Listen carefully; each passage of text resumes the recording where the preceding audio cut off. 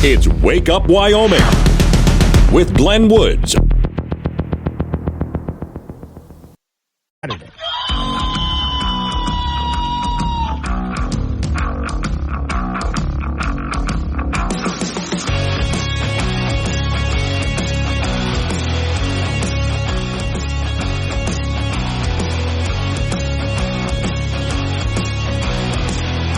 .06 the time. It's a Friday, and I'm glad you made it. Man, is it going to be a busy Friday. I always do open phones, but we'll have that. But there's some guests coming in large part to do with this next legislative session. So we almost have one per hour, 7, 8, and 9 o'clock hours for those guests with some very important topics.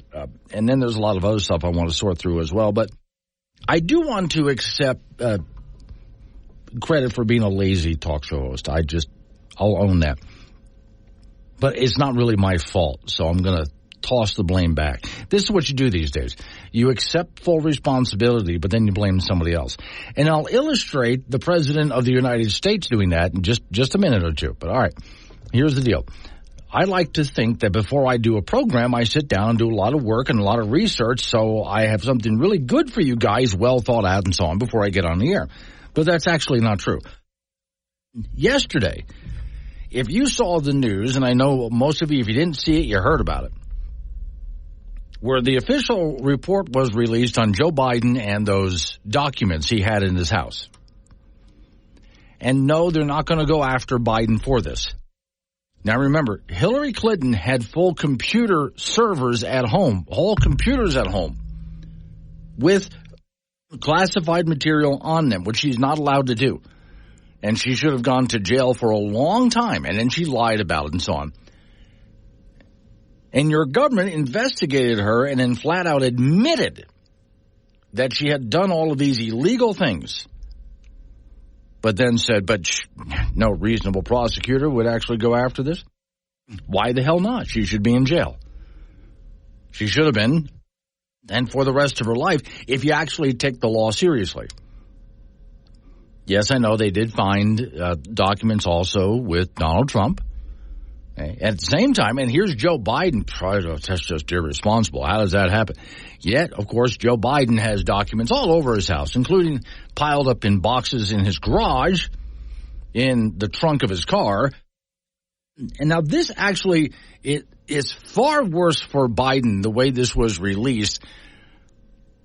I don't know how we'll see if he can get out of this one, but hang on. Today's show is sponsored by Rabid Penguin Spray, the only spray guaranteed to keep dangerous rabid penguins at bay. And that can be a problem here in the state of Wyoming. Warning, this show contains reference to guns, liberty, limited government, low taxation, the cult of climate change, free thinking, cigar smoking, short people, rubber chickens, Karen's bureaucracy, liberal buzzwords, tour runs, traffic, toilets, terrible jokes, and more. No apologies will be issued. Guest callers may express any opinion they want without fear of being canceled. Unless you're a loudmouth jerk like Dave, then Glenn will hang up on you. Strap in, hold on to your coffee, and feel free to participate. This disclaimer does not refer to every person named Dave, just one particular Dave from San Francisco. We know a lot of Daves. They call this show all the time, and they're great people. So don't call this program and complain that we use your name. That would be a real Dave move, Dave. So what I was admitting to is that I'm actually a really lazy talk show host is because all of this show prep is done for me, like what we're about to talk about here. So they come out with this report that shows, just like with Hillary Clinton, just like with Donald Trump, now especially with Hillary Clinton and Biden especially, they knew those documents were there. Trump probably did too. But they're not going to go after Hillary or Biden anyway. They're still trying to find a way to go after Trump, but they're not going after Hillary and Biden for these documents, which are all supposed to be classified, et cetera, et cetera. Okay, so letting Biden off was not because he didn't do anything wrong. You've heard about this, right? The report says, well, you really want to put a man on trial who's cognitively not all there? I mean, he's an old man. His memory's fading. He's frail. You really can't put this on trial. And some of this stuff goes back 7 years. One of the part of this story is a interview that the president had over classified documents 7 years ago. And cognitively, he was not all there. People were really surprised doing the interview. Biden was in office 7 years ago, and cognitively really was not all there. He's a mess. And so this becomes really, we still have to deal with the documents because the idea that he can get away with this is your Washington establishment for you. You and I would never get away with this. If we had piles of classified documents in our home, we would not get away with that. Others haven't. And yet, Joe Biden tries to blame his staff. We'll get to that in just a minute. But, all right. He even looked at Trump, and I can't believe how irresponsible. How do you let that happen? Well, Joe, what about what was in your house? In fact, when Joe Biden was senator, there's a room, if senators need to read something classified, there's a room they go into, and the classified document is brought to them. They're not allowed to take the documents out of the room. They're not allowed to have a pencil and paper. They're not allowed to take pictures of the documents. All they're allowed to do is stand there and read the documents. Then they turn and walk out, and the documents are put away. Okay. This is for national security reasons. The best we're going to let you do, Senator, is just you can read it, and that's it. Don't touch. Don't write anything down. No pictures. Just read it and go. Yet some of those documents were taken out of that room and were found in Joe Biden's house. Now, again, you're supposed to go to jail for that for a very long time. They're letting him get away with this because he's old and frail. And Biden did not like hearing that. He had a press conference yesterday. In his description, you are a well-meaning elderly man with a poor memory. I'm well-meaning, and I'm an elderly man, and I know what the hell I'm doing. I've been president. I put this country back on its feet. Okay, so this is what Biden thinks of himself. I put this country back on it. Now, as I said, he blames his staff for this. Remember, we had boxes in his garage just stacked up. Some of the boxes falling apart. Classified material. Some of this classified material in the trunk of his classic car. He has no idea how they got there. Do you take responsibility for at least being careless with classified material? I take responsibility for not having seen exactly what my staff was doing. He goes on then to blame his staff. That stuff was supposed to be cleared out. That stuff was supposed to be taken back to where it belonged. His staff, they didn't do that. Joe, that stuff was never supposed to be at your house. Let's start with that. It was never supposed to be at your house in the first place. And there it is. What do you mean? And even then, the buck stops where? Yeah, with him. So if he says, well, my staff was supposed to, yeah, but who's in charge of your staff? The buck stops with you, Mr. President, not with anybody else. So no, you can't go blaming your staff. So this ends up becoming the big controversy that you're going to hear about. Yesterday I was watching this. It's going to continue to be a topic today on not just talk radio, the blogs out there. All the television former news networks will be covering this nonstop all weekend. So I got to kind of wonder, how does the president get out from under that one? Oh, they'll try to find a way. Biden's already trying to find a way, but yeah, well-meaning old man. I don't think he's well-meaning, but all right. And he's kind of soft in the head there. You can't put him on trial. You can't put an old man like that on trial. Well, if he's that bad, then how can he be our president? And that's the question that's being asked. If he's that bad, how can he be our president? So here's Representative Claudia Tenney is for the cabinet, Biden's cabinet, to explore the use of the Constitution's 25th Amendment to remove President Biden from office following the special counsel report. Her did not recommend criminal charges against the president for mishandling classified documents. Those records included classified documents about military and foreign affairs, Afghanistan, among other things. Her, though, described Biden as sympathetic, well-meaning, elderly man with a poor memory. Quote, it would be difficult to convince a jury that they should convict him of a serious felony that requires a mental state of willfulness. A mental state of willfulness. and especially because he's well into his 80s. So, okay, quote, after concluding that President Biden knowingly and willfully removed, mishandled, and disclosed classified documents repeatedly over a period of decades, Mr. Hearn nevertheless recommended charges not be brought against him.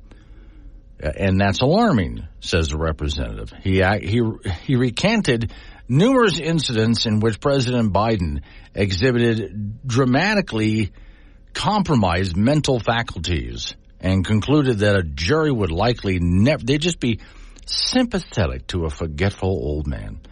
Quote, we don't need to prosecute or decline to prosecute or based on their personalities or politics. If special counsel finds evidence that he's not even responsible enough that they can bring charges against him, then what are we supposed to do? So this is where this particular representative is saying if he's that bad, then get him out of office. I mean, see, at what point do we finally say, okay, he's too far gone? You can't control how good a day you're going to have, but you can control how weird a day everybody else has. Be the weirdest, most confusing, unhinged part of everybody's day.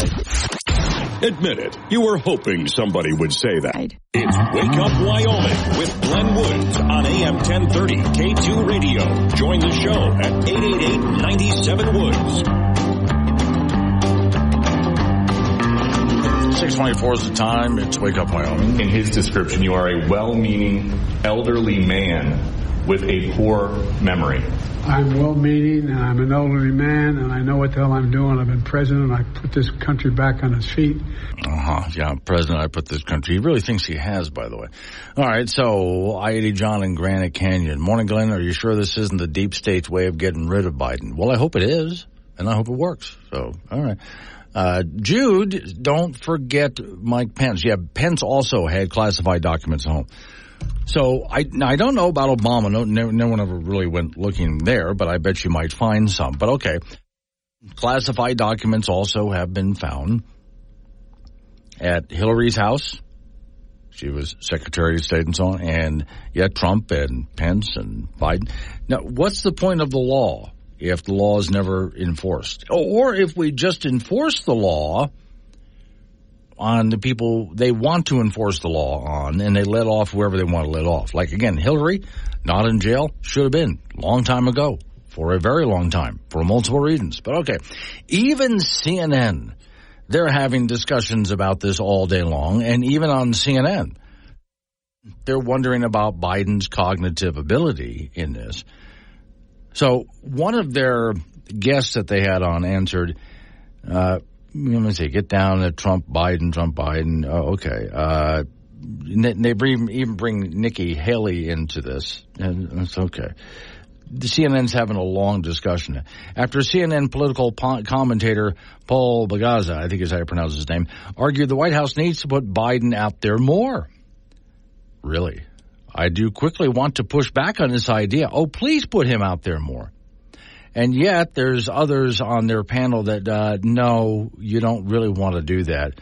Basically, the man's been mentally dead for years. So the Democrats are really going to start having a hard time on this one. It's not just the White House and the people around them, but the Democrats are really having a hard time now. How do you even let Biden debate at this point when he's that far gone? And I spent a little bit of time looking this morning. It's hard to watch. And you know why. I home cared my dad we had dementia, vascular dementia, actually technically what it was called. Very difficult dealing with him as he started going through those memory losses like that and other problems. Now, when something like this hits somebody, it just depends how fast is it going to happen. Some people get it early in life and it happens quickly. Other people, it seems to be in the case with Joe Biden, he's had this for a very long time.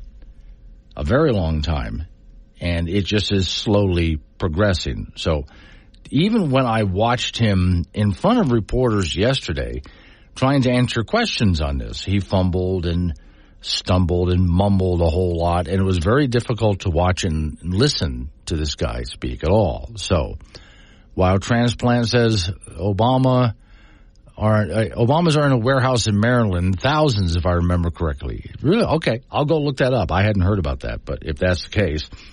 But a lot of this stuff should never have been pulled out in the first place. I go back to the one when Biden was senator. Senator, you're allowed to go into that room and look at the documents, and that's all you can do, look at them. You're not allowed to copy anything down, no writing anything, no taking anything with you, no taking pictures, just look at it, read it, and walk out. This is classified material. And that very same material wound up in Biden's house. Now, again,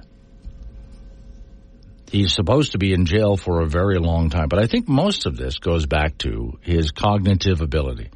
So, yeah, the gentleman doing the investigation on this may have given Biden a pass, but man, did he open up a massive can of worms on Biden's cognitive abilities, which now becomes, for those who didn't want it to become, it now is a major part of this presidential race.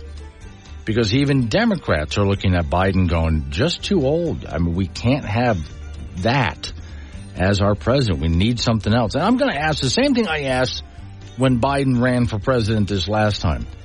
Hey, Democrats, just find somebody else. Don't do this. Send Biden home to his family. Just find somebody else.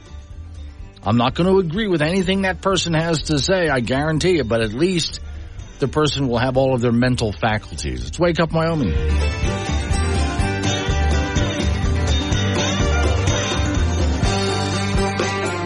Take Glenn anywhere with the Wake Up Wyoming mobile app. Wake Up Wyoming with Glenn Woods on AM 1030 K2 Radio.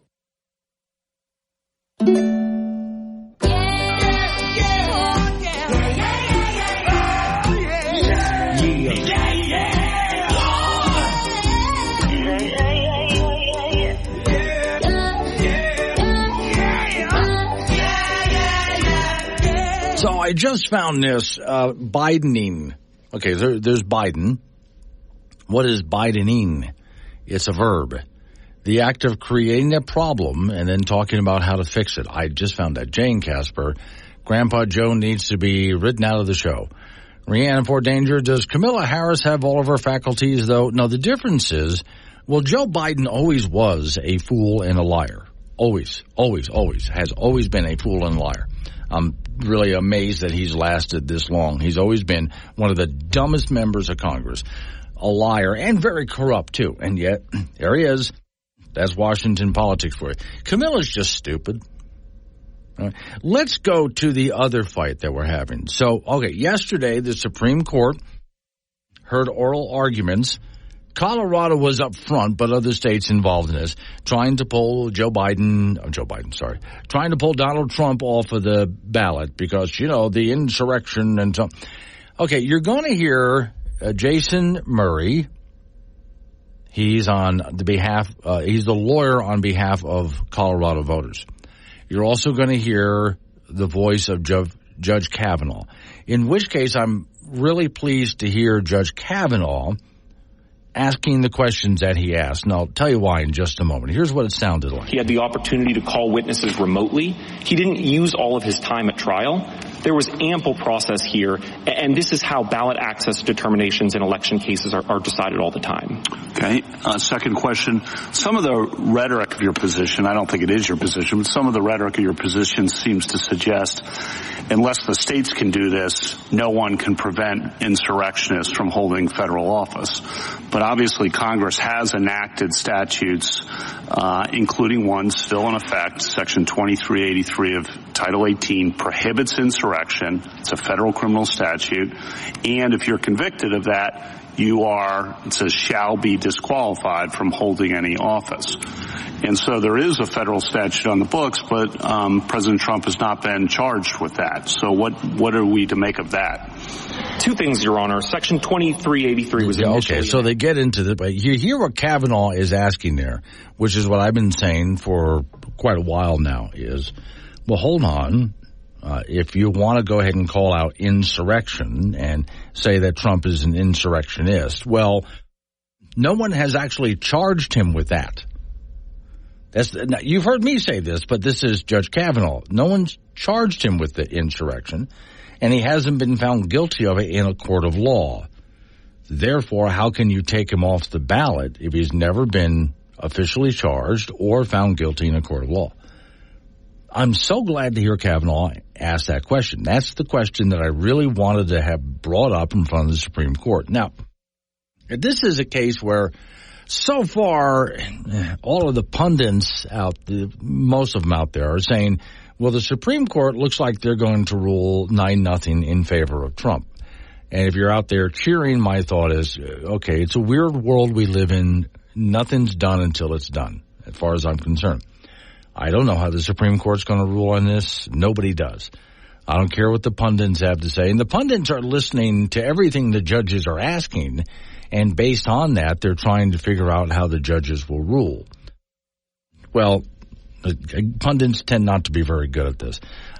Much more in line with the idea of just wait. I know what should happen. I'm with Kavanaugh's question on this. Trump has not been charged with anything. He was never found guilty of anything. Therefore, he has to remain on the ballot. You can't take him off because you think he's guilty of insurrection. That doesn't count. I could accuse anybody of anything and keep them from ever getting a job ever again. They would never have to officially be charged or go to court. So that really opens up a bad thing. I did talk about a Pandora's box. Imagine what we could do if all you had to do is accuse somebody of something, and therefore, because of that accusation, he was never allowed on the ballot.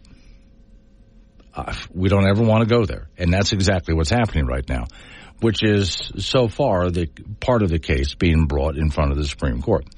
What I would like to see, I don't know, when the court decides on this, I'd like to come in on Monday and turn to you guys and say, okay, the court's made their decision. We're done with this. Let's move on. I don't know how long the court is going to take to decide on this. I know they are fast-tracking this. That much I do know, that they're fast-tracking this. Normally a case like this, if the Supreme Court says, we're going to hear it, well, it'll probably be a year or two before they actually do hear the case. This one, they fast-track. So they'll fast-track their decision as well. Monday, I don't know. That's on my wish list, but I have no idea. But there's something that the pundits have to talk about all weekend. When you could be watching good television, they're going to be filling the airtime with that. 642, Wake Up. Download the Wake Up Wyoming mobile app. Listen anywhere and chat live with Glenn during the show on AM 1030 K2 Radio.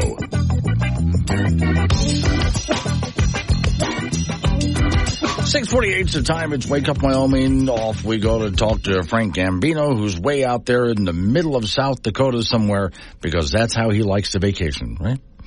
Yep, right by the banks of the Missouri River. There you go. Must be absolutely beautiful out there. All right, let's real quick for this story go to the state of Arkansas, right, where there's radio station WJLX. Now imagine you're the owner of that radio station. You have been for decades. And one day you show up at work and something's missing, Frank. It just seems odd. And after a while of scratching your head, you realize that your radio tower's gone. Is that in Alabama? Yes. Jasper, Alabama. Uh-huh. So somebody took the tower, which is 200 feet tall. Uh-huh. So here's a quote here. I tried all weekend to figure it out. I just can't, said the station's manager. Now, how does the manager explain that to his boss? Someone stole our tower. I've been in radio business all my life and professionally for 26 years, and I can say I've never heard anything like this. He just can't imagine how they pulled it off. My guess is that the tower got repoed. They weren't paying their bills, and the repo people, like those people with tow trucks with cars. Yeah. So now they had the tower people came over there and just said, you know what, this is coming with us. Yeah, okay. So, but where do you put a 200-foot tower on the ground and nobody can see it unless you have it in the woods somewhere? So, there's the thing. Okay, you can take it down because it'll come down in sections, but you're going to have like a tall crane, and you're going to have equipment for this. And nobody saw this. Yes. So, well, here's the thing. If you look like you know what you're doing, everybody thinks, they're just working on the tower. Remember, here in Wyoming, someone stole miles and miles of snow fence for the wood. Yeah, and no one thought that someone was stealing snow fencing, because, well, they just look like a bunch of workers out there working on the snow fence. So no one thought they were stealing it. Okay. Maybe it's an insurance job. Could be. Because they needed a new tower. Okay. So now, as they take the tower, again, you got the equipment, you can take it down, you can make off with it. But now, as you were just saying, what do you do with it?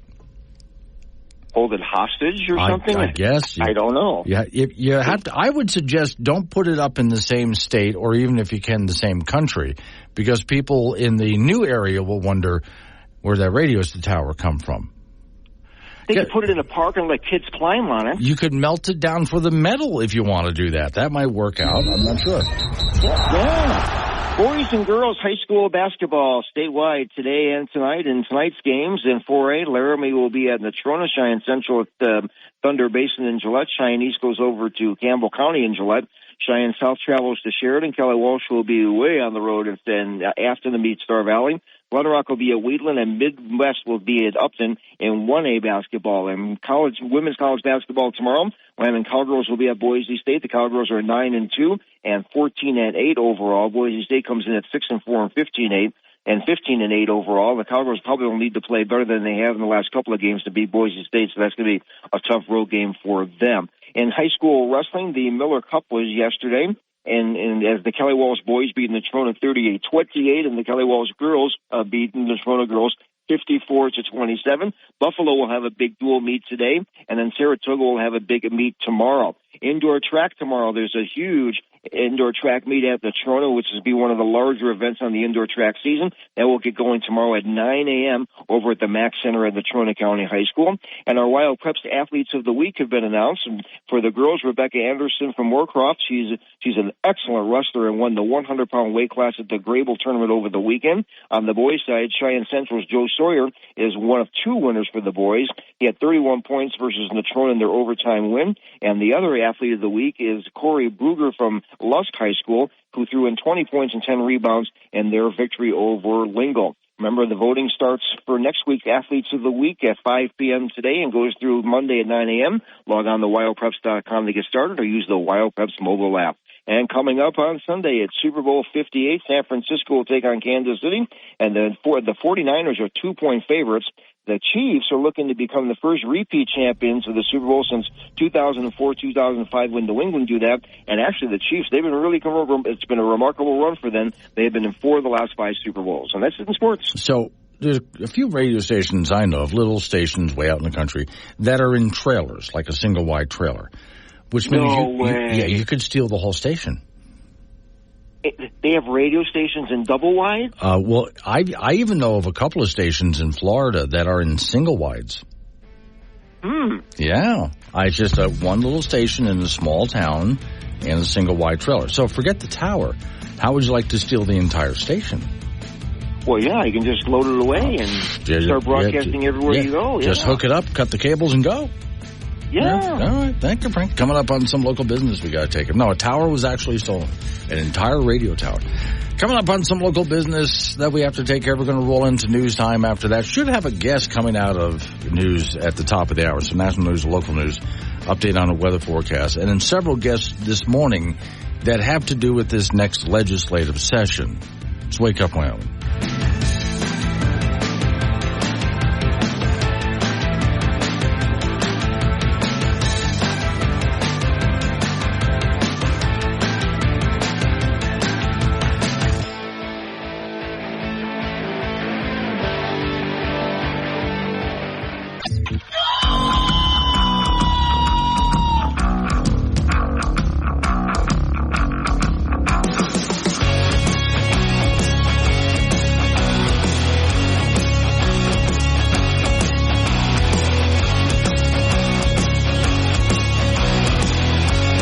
6 the time. It's Wake Up Wyoming. Before I get to our guest over here, I want to answer my sister who's in Lake Wales, Florida.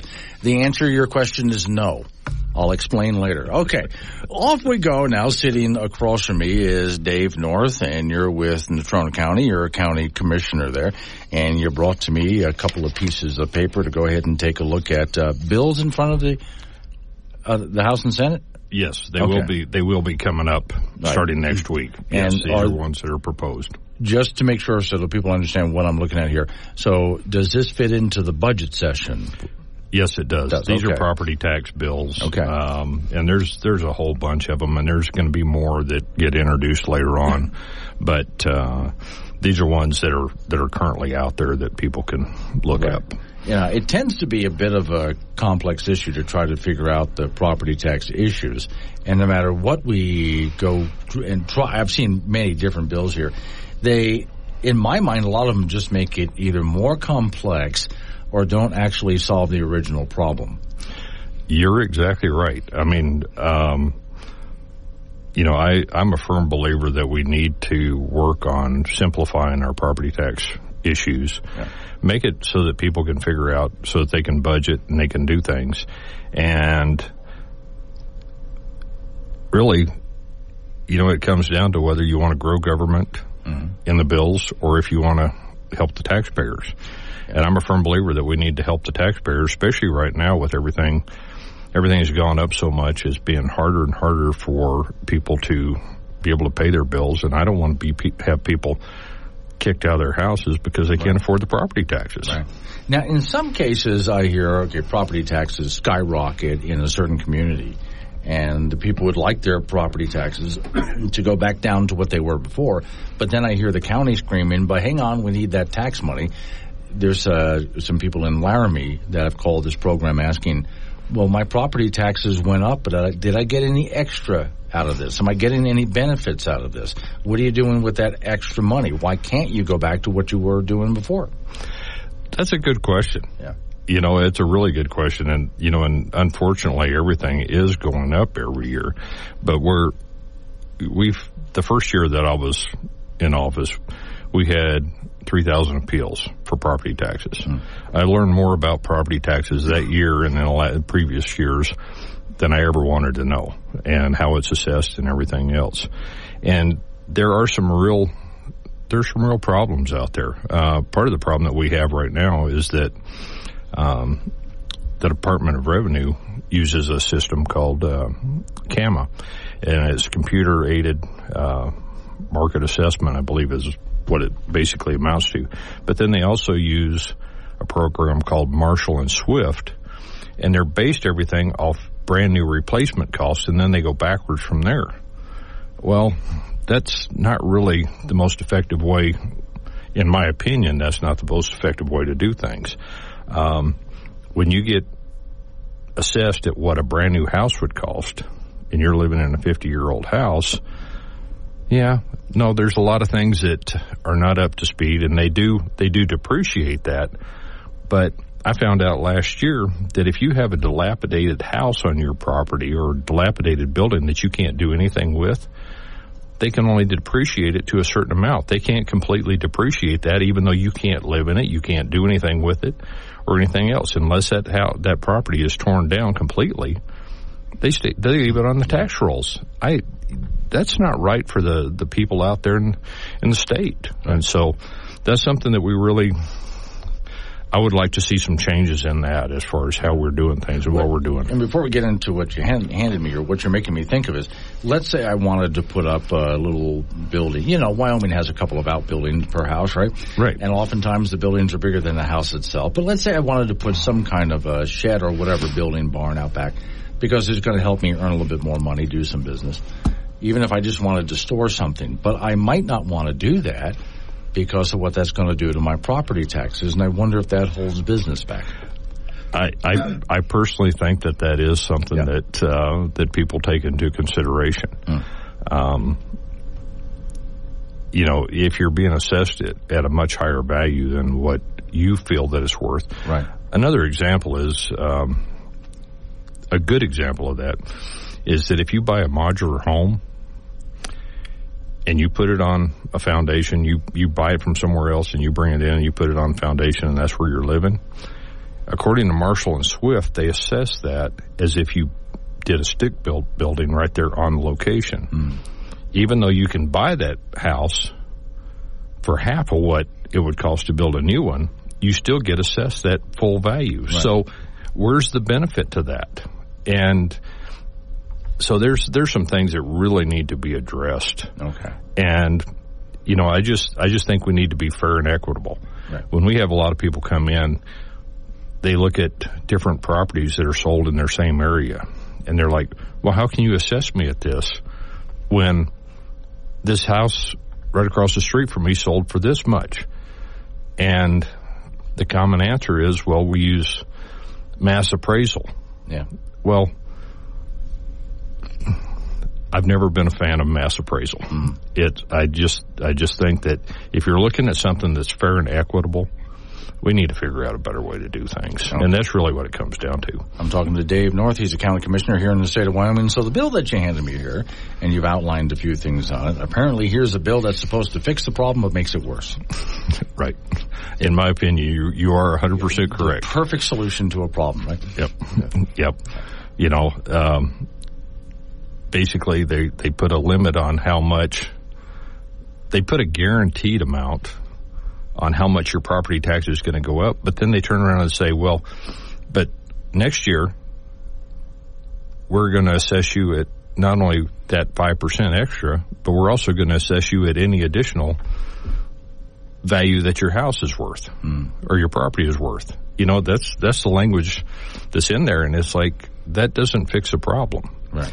In my opinion, it ought to be a maximum of, if you go 5%, it ought to be a maximum of that. But personally, I think it ought to be set on what the economic costs are right now. So if inflation's going up, then that ought to be, and it's only going up 2%, then you shouldn't be increased by more than that amount.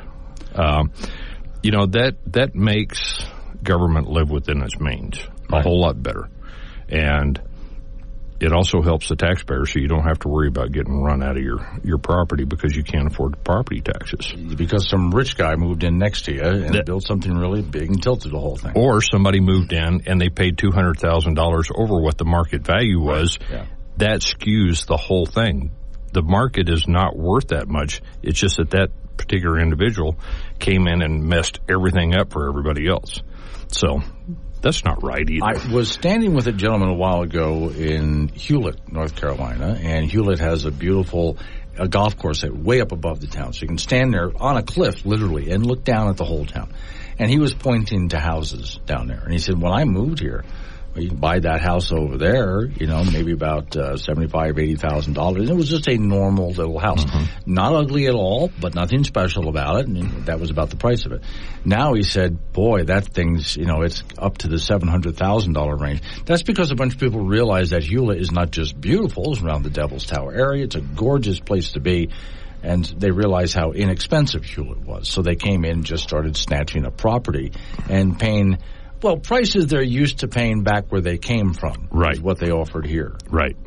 They figured because it was worth that where they lived before, and because they have a bunch of money because they sold their property, then they've got excess money that they can do that. And it's still cheap, relatively speaking, but that's part of the problem, is that they ought to be assessed according to what the value is. And if they come in and they spend a lot more money, then they ought to pay more money for their property taxes. Okay. But still, I have the question of, if the county suddenly starts getting a bunch more money because property values just popped up, so here comes all this extra money rolling into the county, why can't the county just say, we don't need all of that, we were doing just fine with what we were bringing in? We can. We can reduce mill levies. That is something that we can do. But there are some mill levies that are set by statute that we don't have any control over. And so that is something the county can do. We can reduce mill levies to get that back down, but the biggest problem that I see is back in the 80s when we had a bust cycle and property was down to next to nothing. And some of these bills, there's no adjustment for that. They're guaranteed that they're going to get a 5% increase every year. Yeah. But if property values go down, it still goes up.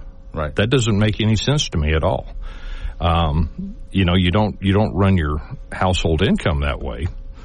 If you don't have as much money coming in, you cut costs, or at least you should cut costs. You should anyway. So I got some comments coming in from both Cheyenne and Glen Rock, but I'm thinking, though, out of all of the ideas that people are shooting at us, can we do this, can we do that? Did you see a bill coming up in front of the Wyoming House and Senate that might solve the problem? There's some that will help more than others. There are some of these bills that I've seen that I've read through, and I've got a whole stack of them here in front of me that will help. And there's some of them that are just absolutely, in my opinion, horrible. Okay. That they're going to go the wrong direction.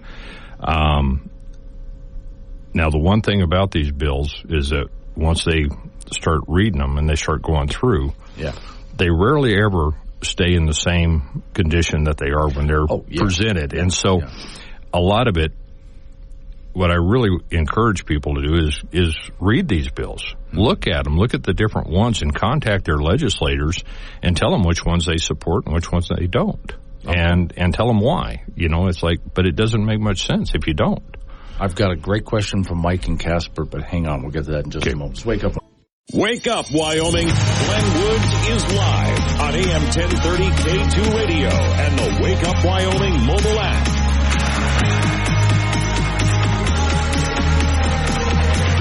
7:23 is the time. It's Wake Up Wyoming. If you're just joining me, Dave North is a county commissioner here in Wyoming. We're talking about property taxes. He has a few ideas. JP in Cheyenne has a great question. This was a comment that you cringed at. Connect AI and get an algorithm built in. But no, the question was, where does all that money go? And he wanted to know, where is it wasted? Not where is it spent, but when the county starts getting extra money because the taxes have gone up, where do they waste that money? That's a good question. And there are a lot of places that, in my personal opinion, where we could cut back and a whole lot of places that we could cut back and make things more efficient. Yeah. And part of the problem that I've seen, having been in the private industry for a long time, is that anything that's attached to government, it seems like the price goes up if you're trying to do stuff for whatever reason. I look at projects that if it was in the private sector, it'd be a third of what it is because it's in the government sector. There needs to be something that we can do to fix that. And I don't care what it is. That's just across the board. That just seems to be the way that it goes for whatever reason. And I don't know if it's because people don't have to pay for it themselves and they're just writing the check for it or what it is. But I think that's something that we need to be more accountable as elected officials to the people of the state.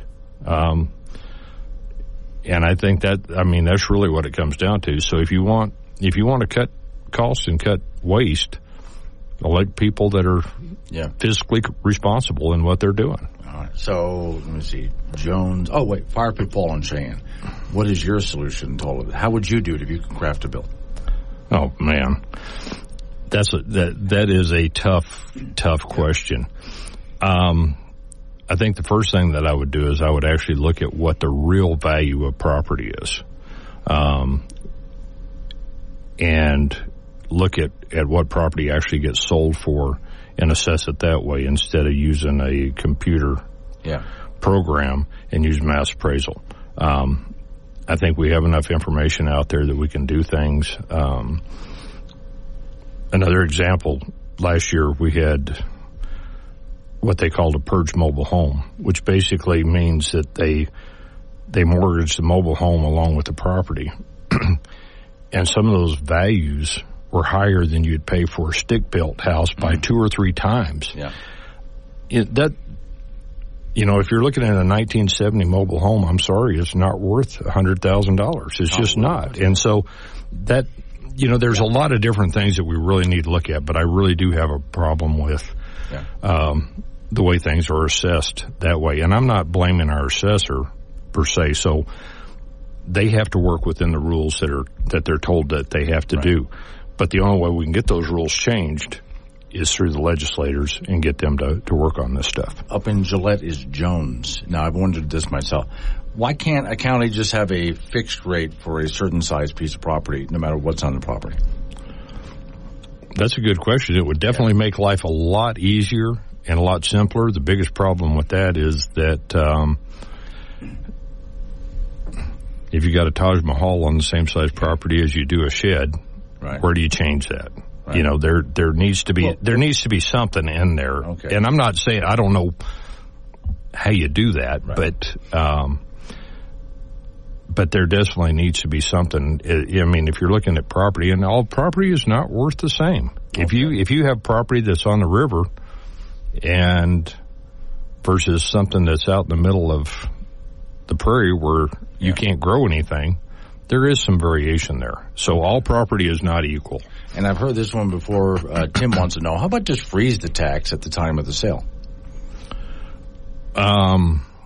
That's actually kind of what Proposition 13 did out in California. Yeah. And then they had an increase that they're only allowed to increase so much per year. Right. I don't have any problem with that, but some of the people in the state do. And I don't understand why, because I think acquisition cost is valid. And if you go back and you look at acquisition cost, you can actually raise, if you do improvements to your property, then you pay what those improvements are currently worth, and that's the addition. But that is something that I do think is valid. One thing we don't want to hear, David is listening in Texas, and he's from Wyoming, but then he went and bought a home in Texas because of, there's property tax problems here, and where he's living right now, he's doing a whole lot better there than he was doing up here, which is something you don't want to see, because I've gotten some callers from, again, Laramie, who lived in this house all my life, and I just can't afford to stay here right now, so we got to get this fixed. All right, we're heading into news time, bottom of the hour. Can I keep this bill? Because I wanted to read this. Yes, you may. You've got a stack of them there. Are you going to be testifying in front of the House and Senate? Maybe. I would like to hear you do that. That would be a good idea. I will definitely. All right. Definitely I've got a go stack there. of bills to read. Yeah, I got you another one. Those are two that I have real issues with. I have some others, and I can let you have those if you'd like to read through those too. Got to head into news time. Thanks for coming in this morning. You bet. Thanks. Wake up, Wyoming.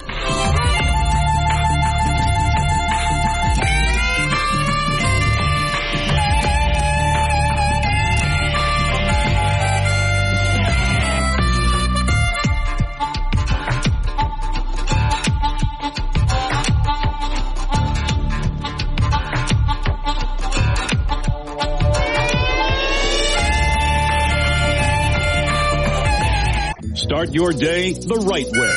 Wake up, Wyoming, with Glenn Woods on K2 Radio. Join the conversation at 888-97-WOODS.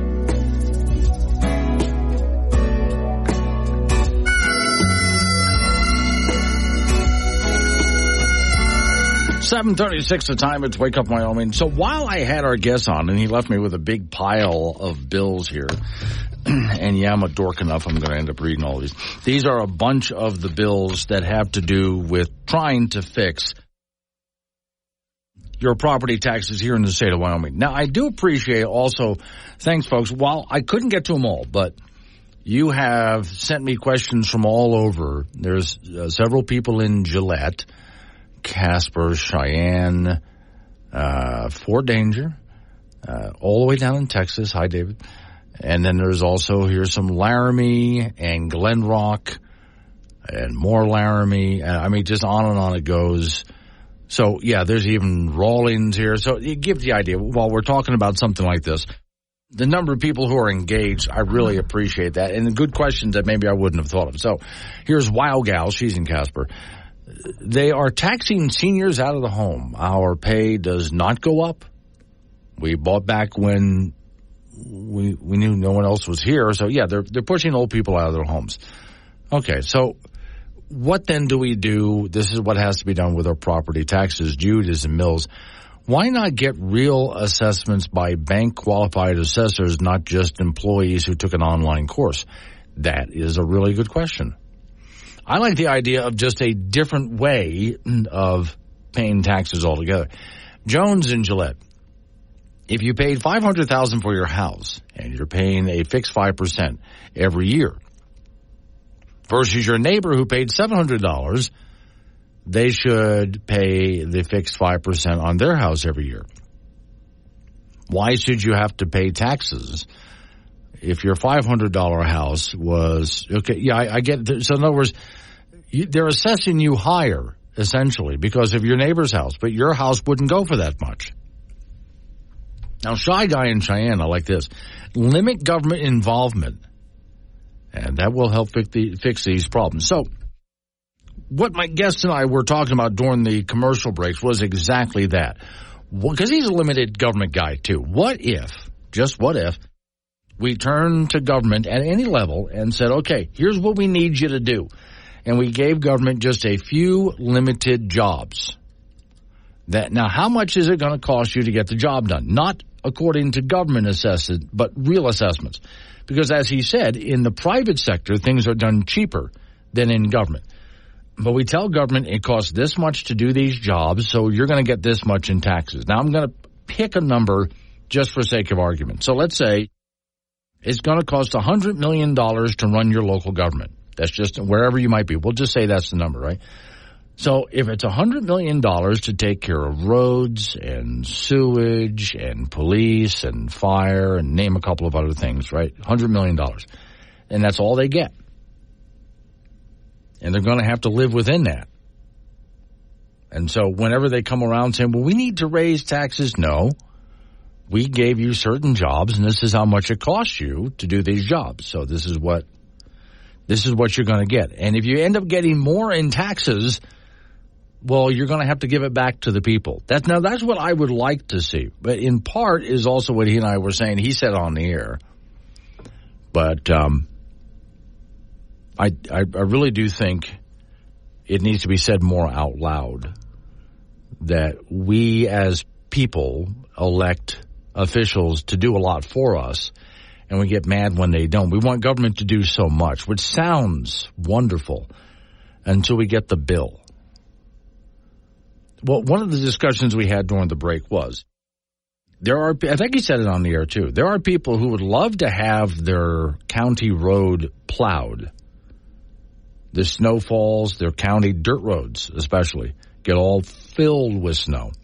And there's no one out there plowing those roads. Now, plowing those roads is really expensive. So they want the county to come out and plow those roads. Well, if that's what you want, wait till you see the bill. You're not going to like that. So instead, to keep taxes low, we're not going to plow your roads. You're going to have to take care of it yourself. I know that's harder on you, but your taxes are lower. So you got to think about what you want out of this, what's the necessity. And one thing I have noticed with all elected officials at every level, they constantly are bombarded with people saying government needs to spend money on this and we need new programs to do that. And they pretty much never hear from someone who wants government to spend less. Joel and Casper, what town do you refer to as Fort Danger?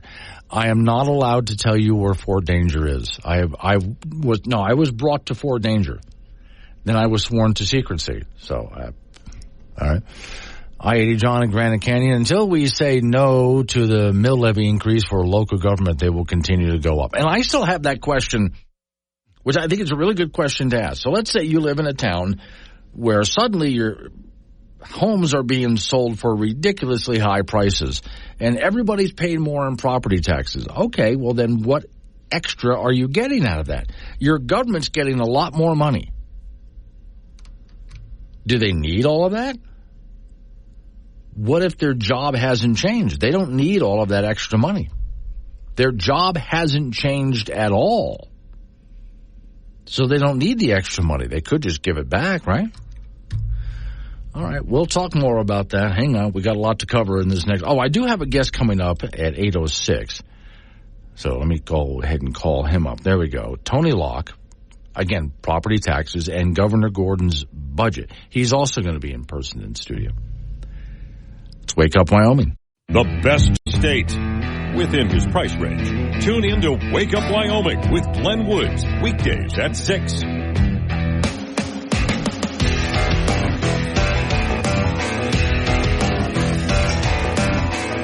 And now we turn to Don Day, who weekend weather forecast is what everybody's been waiting for, Don. So, okay, we're supposed to have 3 perfect days in a row, including today.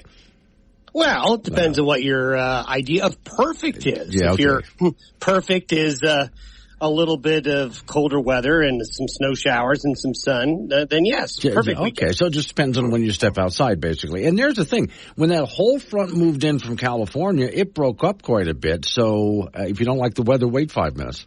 Yeah, we've got pieces of this system still yet to go through today and tomorrow. 2 areas of the state that are going to still be impacted. One area is the far southeast corner of the state.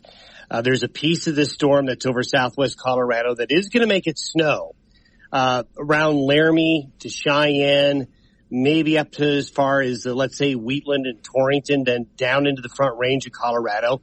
It's a small area, but there could be several inches of snow in some of those locations that I just mentioned tonight and Saturday. Then up north, there's going to be some snow returning to the Bighorns, some of the northern counties of the state and the western mountains. Now, across the plains of the central and the north, just a few snow showers, kind of chilly and blustery. So it's not going to be anything too bad. And most of the weather is today and tomorrow. I think by Sunday and into Monday, that's where we hit a stretch where we'll hit 2 or 3 days of cool but quiet weather. And usually when we have a temperature change like this, it comes with some wind. Yeah, well, there's going to be some gusty northwest winds. We certainly saw some windy areas yesterday. And for the next 48 hours, it's still going to be a pattern impacted by what's left of that California storm. Then we'll catch a break, probably lasting up to just about Valentine's Day. Then later next week is when we'll start to see the next weather change. And I'm still reading some stories in here for some people up in the Bighorn areas and over in the Black Hills where they got some wet, but they'd like some more. Yeah, they do. They really do need some more, and they'll get some out of this here over the next day or so. Okay. Don, have a great weekend.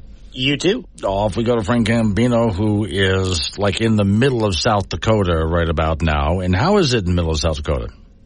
Well, it's not snowing so far. It looks like the roads are going to be okay, and you know, it cooled down considerably over the last couple of days. It was like 55 when I got here on Wednesday, and now it's about 20, 30. Just going to be getting cooler. Okay. Oh, yeah. Have you ever been in Colorado to the Red Rocks Amphitheater? Yes. I've seen Blues Traveler there, yeah. Oh, okay. Now, that sounds like a lot of fun there. And I guess acoustically it was just incredible. Yeah, I mean, it's hard to beat Red Rocks.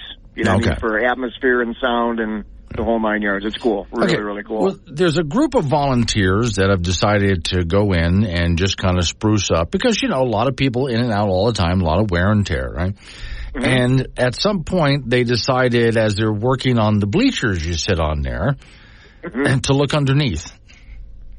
And okay. Yeah, and they spent several days removing gum. Would you care to take a guess at how much, in weight, how much gum?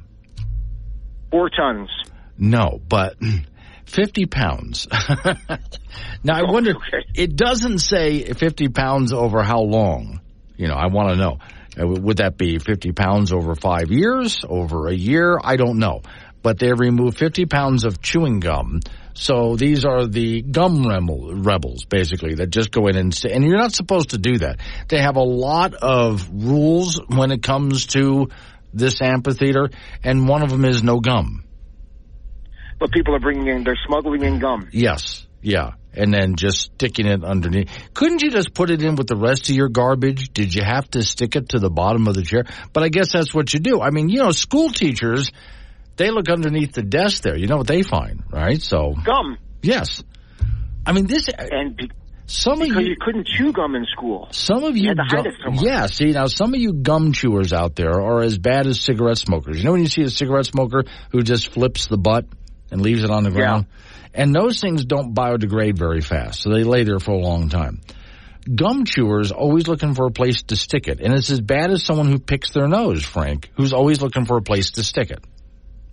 Right, but the boogers, you know, disintegrate quicker than the gum does, so nobody really cares. Are there booger studies out there that say this?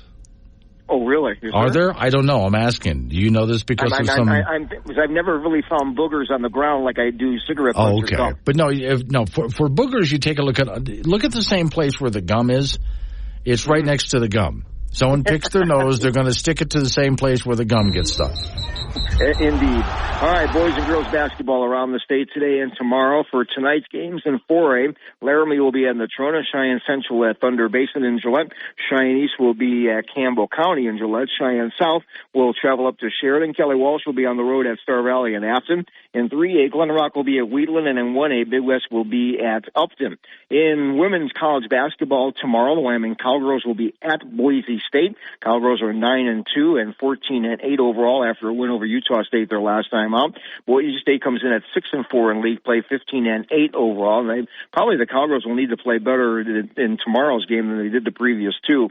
Boise State is not a bad team at all, so that is a 1 p.m. start from Boise tomorrow. High school wrestling in that Miller Cup between the Casper schools. The Kelly Walsh boys beat the Natrona boys 38-28, and the Kelly Walsh girls beat the Natrona girls 54-27. Today and tomorrow, there'll be Buffalo will host a dual tournament, and there'll be another one in Saratoga coming up on Saturday. Also on Saturday, the indoor track season for the high schoolers continues. There'll be a big meet at the Mack Center over at the Natrona County High School, so the field events will start at 9 o'clock tomorrow morning, and the track events will start at 10. Our YO Preps Athletes of the Week have been announced. The girls' winner is Moorcroft wrestler Rebecca Anderson, who won the 100-pound weight class in the Grable tournament. She's had an outstanding career. And there are two boys' winners this week. Cheyenne Central basketball player Joe Sawyer, who had 31 points versus Natrona in that overtime win for the Indians, and Corey Bruger of Lusk, who had 20 points and 10 rebounds in their win over Lingo Fort Laramie. And then coming up on Sunday, the national holiday it is, the Super Bowl. It'll be Super Bowl 58. San Francisco will take on Kansas City in Las Vegas. The 49ers are 2-point favorites in the game. They come in at 12-5 overall. Kansas City is 11-6.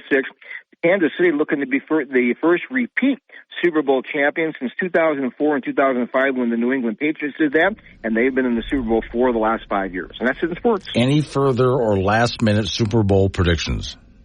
I'm taking the 49ers on the last play of the game. We'll go 27-24 49ers. Okay. And of course, any distractions, of course, during the course of the game? Well, what's your face will be in the press box, yes, and you count that as a distraction. Yeah, I don't. Exactly right. That's going to be a distraction. What I want to do is, and I bet you this will be, if you go to Vegas, they're going to have a question up there. How many times are they going to show her face during the course of the Super Bowl? I'm sure. You can bet on it, yes. Yes, you can. You can bet on everything in Vegas. All right, Frank. Have a great weekend. See you Monday. Yes, coming up on some local business that we have to take care of. All right, Tony Locke is a Wyoming State Representative who's going to continue the property tax discussion, 806. Property taxes and Gordon's budget. I don't think he's entirely happy with it. We'll go through all of that.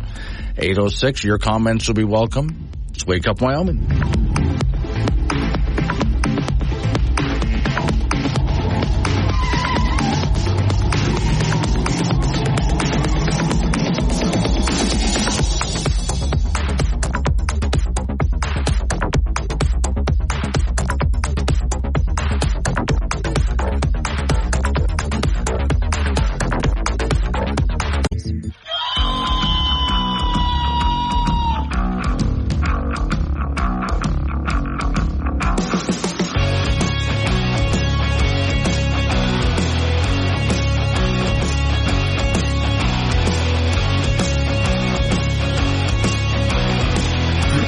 The time. It's Wake Up Wyoming.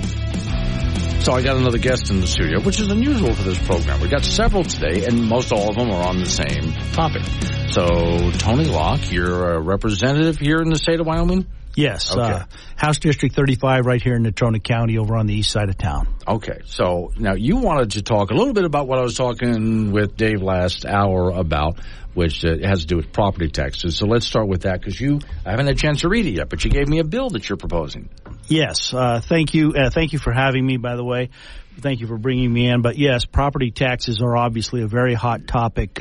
I thought the conversation with Commissioner North was great. He did a fantastic job of explaining many of the issues.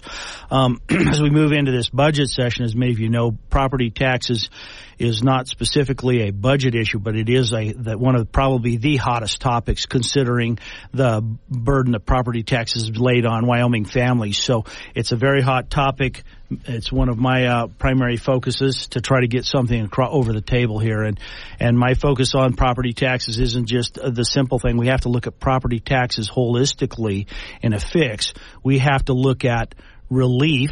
We have to look at initial reform, and I know you talking with Commissioner North, you mentioned acquisition value or something like that. We should be looking at things like that are long-term reform. So I kind of take a three-prong approach, and my approach, of course, is we've got to take care of the people. Commissioner North mentioned that too. We sometimes we get in this habit of protecting government. It's not that government doesn't need money to run, but we really truly have to take care of the people. Okay, so how does your proposal work? So my specific bill, there's a lot of bills out there, and all property tax bills are not the same. There's one of the property tax bills that's going to be pushed really hard out there is House Bill 45. It goes out there, and that particular bill puts a cap. Moving forward, puts a cap on residential structures only. So if you think about that, it doesn't put the cap on the land, and it doesn't give anybody any quote relief. Is all it does is it caps your property tax moving forward. My property tax bill is coming out, House Bill 127. Basically, what I'm trying to do with this, I'm looking at that whole concept of relief and reform. So my approach is to try to take us back to a previous state, and I'm looking to try to set 2019, move it back to 2019 so we can take people's property tax from these last few years where it's really gone up high. I'd love to take it back farther, but that might be something that I think that the body would be very, very uncomfortable with. So I'm trying to take it back at least to give some people some initial relief, leave some money in your pocket, and then I would like to implement a cap. Now, I'm not big on fixed caps, so I know that House Bill 45 has a 5% cap. Take 5% as a good example. 5% in 14 and a half years doubles. That means by the time you get to 29 years, you've quadrupled your property tax. I would ask people, you just finished up your mortgage, now you've quadrupled your property tax. Does that feel like you own your home? Yeah. It really doesn't. It means you're renting your home for life. And those are the kinds of things I want to push back on. My bill 127, I'm trying to get that down. I did put a maximum of a 3% cap on that, but I'm also trying to tie it to the median household income. And the median household income has been very flat for the last 10 years. A lot of people don't realize that. In fact, between 2018 and 2022, it was a minus 2%. So if median household incomes aren't going up and our property taxes are skyrocketing, imagine the additional pressure that's being put on Wyoming families. So that's what I'm trying to do with my bill, is give some true relief and then start to work us toward reform where we can take better care of our people. So right away, of course, you're going to hear some screaming from the counties, wait a second, we need that money, which is what we talked about last hour. If the taxes keep going up, that means more money's coming in. What are they doing with that more money coming in? You're going to get some pushback from the counties, I'm sure. Oh, definitely. We'll definitely get pushback from the counties, and we've got to take a hard look at that. But taxes, the tax issue, it's spending. Spending is as much the issue as taxes are, because spending is what's driving the need for the taxes. So we do have to take a hard look at that spending. But I understand where the counties are coming from. When we put these bills in place, we're very careful to run some numbers and some analysis to try to get a feel for what the impact is. So we do our best to try to. We're not trying to cut the legs out from underneath government, but at the same time, we've got to get this back to where the people are not being trampled by these increasing taxes. What the county and the state have to realize, you start running over the people. I've heard examples of people who've had to leave the state because property tax have crushed them. Look at people who lose their houses. What does that do to local revenues when people start losing houses and they foreclose? Well, all of a sudden we start realizing, well, wait a minute, I pushed so hard that I crushed my tax base. Yeah, moving them out. Okay, so this is a budget session, but even though this is a tax bill, you still got to get it introduced with 2/3. How does this process work? Yeah, so right up front, what will happen is each one of these bills that are not budget bills, so the budget bill, there's really one budget bill, and then it has to be amended. So everything else basically has to, right up front, they'll bring it up. There will be a 2/3. It's a very short, very brief debate and a presentation and debate of the bill, and then it's a 2/3 up or down. 2/3 pushes it through, less than that, and it fails. Okay. Then you got to make sure that you have people in your corner. A lot of times when a bill, it might look good when you wrote the thing, it probably looks really good to you, but it's got to go through all these committees. What comes out the other end is nothing like what you originally wrote. Absolutely. It could get amended in the committee. It could then get amended in all three readings. Then it has to pass through the other house and can get amended there. So you're exactly right. And so not only will we try to push bills like mine and others that actually give true give true relief to the people. We'll try to push those through. But some of the bills that currently maybe we will try to look at amendments to those to try to make them better. So the conservative group will definitely take the same approach and try to amend other bills that may not give the same type of relief. So we will take the same approach. Some people, when they listen to this, they might think, oh, God, how do I have to read? I do find Wyoming bills, and I'm one of those dorks that actually sits down and will read one of these things. But they're easy. These are actually really easy to read. If you try to go to Washington, D.C. and read a bill, good luck. You're going to have to hire a lawyer to understand it. All right. So this is easy. Where do people find these bills, and especially where do they find your bill? So if you go to the WyoLeg, I can't remember the exact URL, but if you go to the Wyoming Legislature site, you'll be able to go and literally scroll down on the opening page, and you'll be able to see the 2024 session bills. You'll be able to go right there. You'll be able to search by name. If you're looking for a person, you can search for the bill title. For example, if you go into the title and type property tax, you'll get a bunch of bills. There's already at least 12 of them that I've seen. And I would definitely ask that you read them. And I am grateful for the fact we're kind of a single topic bill, and it makes them much more readable. But I would also say this. For example, if you have questions about my bill, please reach out to me. I'll be glad to respond with an email and explain it, give you some bullets to explain it, and we can discuss it, and I'll be glad to explain it in more detail. Okay. Just a moment. Let's you and I talk about the governor's budget. Let's Wake Up Wyoming.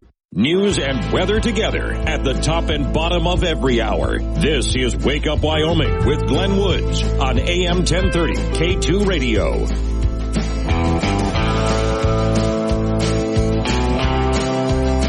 8:20 is the time. It's Wake Up Wyoming. Sitting in the studio with me is Tony Locke, who's a representative out of Natrona County, House District 35. So, all right, here we come up with a budget session. That means the governor's handed over his budget, and it looks like he's added something. In the past, it looked to me like he took some things away, but has the budget grown? Yeah, the budget's grown. If you look at the budget over, some of the previous biennium, and that's the thing, we do a budget for every 2 years. Some of the previous bienniums, the budget kind of held pretty solid around, that $8 billion. Here in the last two biennium, it's gone up quite a bit. The numbers vary depending on what you're looking at. Sometimes when you're looking at the numbers, but probably between at least around 23% over the last two biennium, with roughly about a 12% increase in the budget in this biennium. Now, when you dig into the budget, I can honestly tell you, it's sometimes difficult to see the exact numbers and the exact percentages, but that's where I think some of us are trying to push back. We're just wanting to make sure that, the tax problem is really, it's a spending problem as much as it is a tax problem. And so we just want to make sure, yes, you need money to run government, but we want to make sure we're not continually expanding government. And so we want to push back and say, hey, let's get that budget pushed down. Let's put that money, let's save that money for people. And I'm very careful with that statement too, because quite often government, when they, this is money that the state has brought in, but quite often government says, hey, you'll hear this from legislators all the time. Hey, we saved your money. for you. Well, let me ask you, how does that feel? Them taking it out of your checkbook and putting it into theirs. That doesn't feel to most people like they just had some money saved for them. So I want to be cautious with how we do that. We need to be careful with our spending. And one of the points I've been trying to make clear to people, I've got some information out of one of the departments on what the median household income has been doing for the last 10 years. Well, as it turns out, if you look at the state overall, it's been very flat for the last 10 years. So the budget's gone up that 23, and depending on how you look at the numbers, some would say higher. It could be up as high as 30% range, depending on looking at the numbers. But let's just use that 23%. Well, the median household income over the last 10 years has been flat, and in fact, since 2018, the median household income is down 2%. So I think that the state budgets, really all the budgets, have to consider that when they're talking about how we spend. We've got to consider that in the bubble. So that's why I'm trying to push back that says, hey, we don't want to continually expand our budgets and expand the government.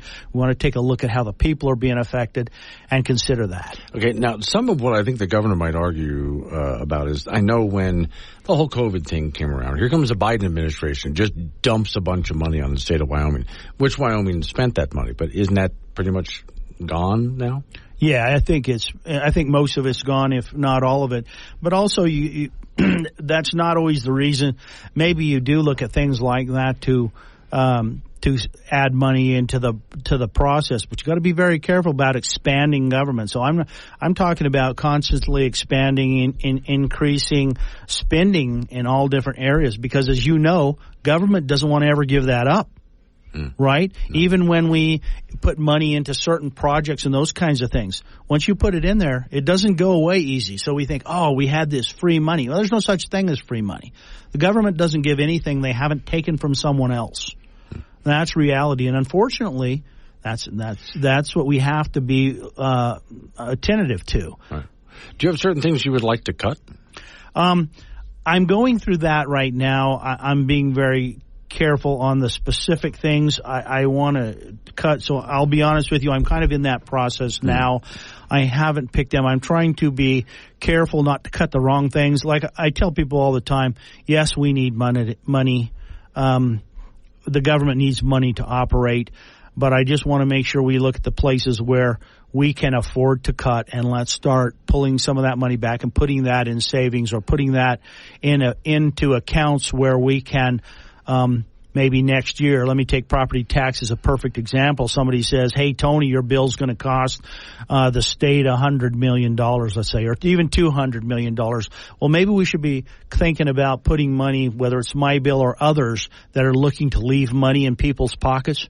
Maybe we should be making sure we're saving that money, putting that money so we can do that, still run the government, and allow ourselves to leave money in the people's pockets. I would like to see a little bit more. This has nothing to do with the state of Wyoming money, but now and then something happens. Like, for example, putting EV charging stations across the state. My thought is, if a private business wants to do that, then let them go ahead and do that. But here comes the Biden administration, again, dumping money on YDOT, and YDOT goes out and tries to sell that idea. And I'm thinking, why not just hand that back?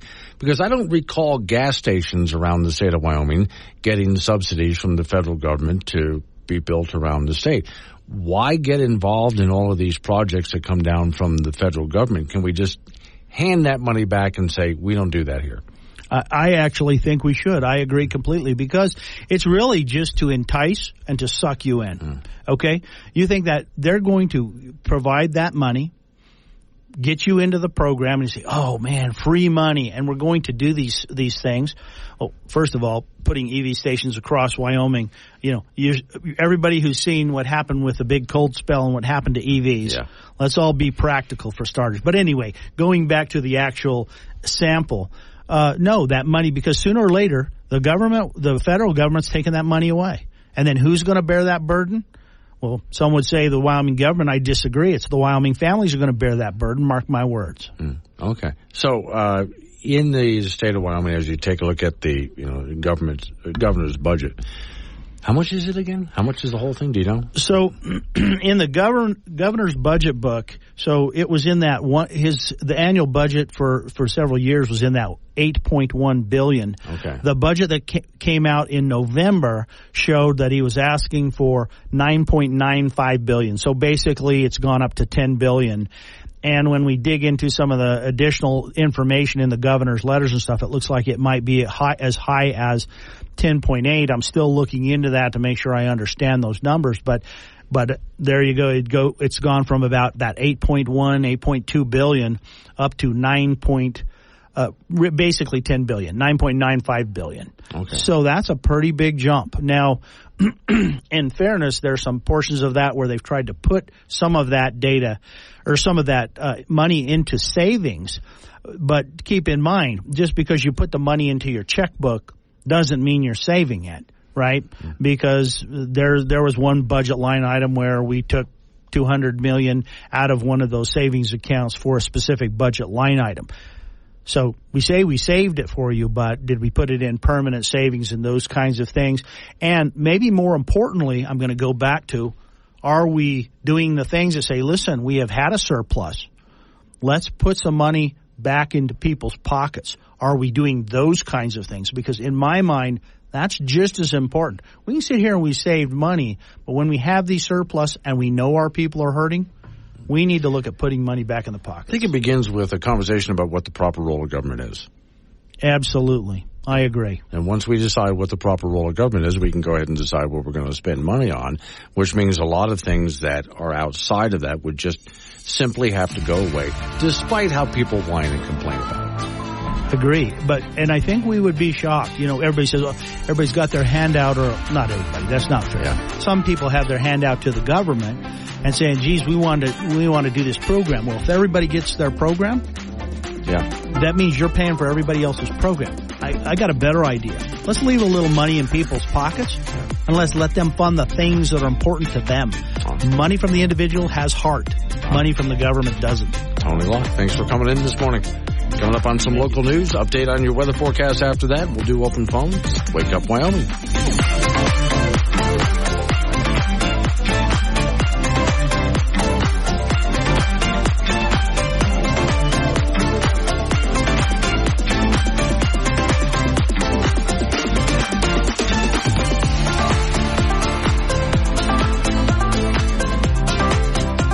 When you need to know quicker than the morning paper or the 5 o'clock news, you need Wake Up Wyoming with Glenn Woods. Mornings on K2 Radio.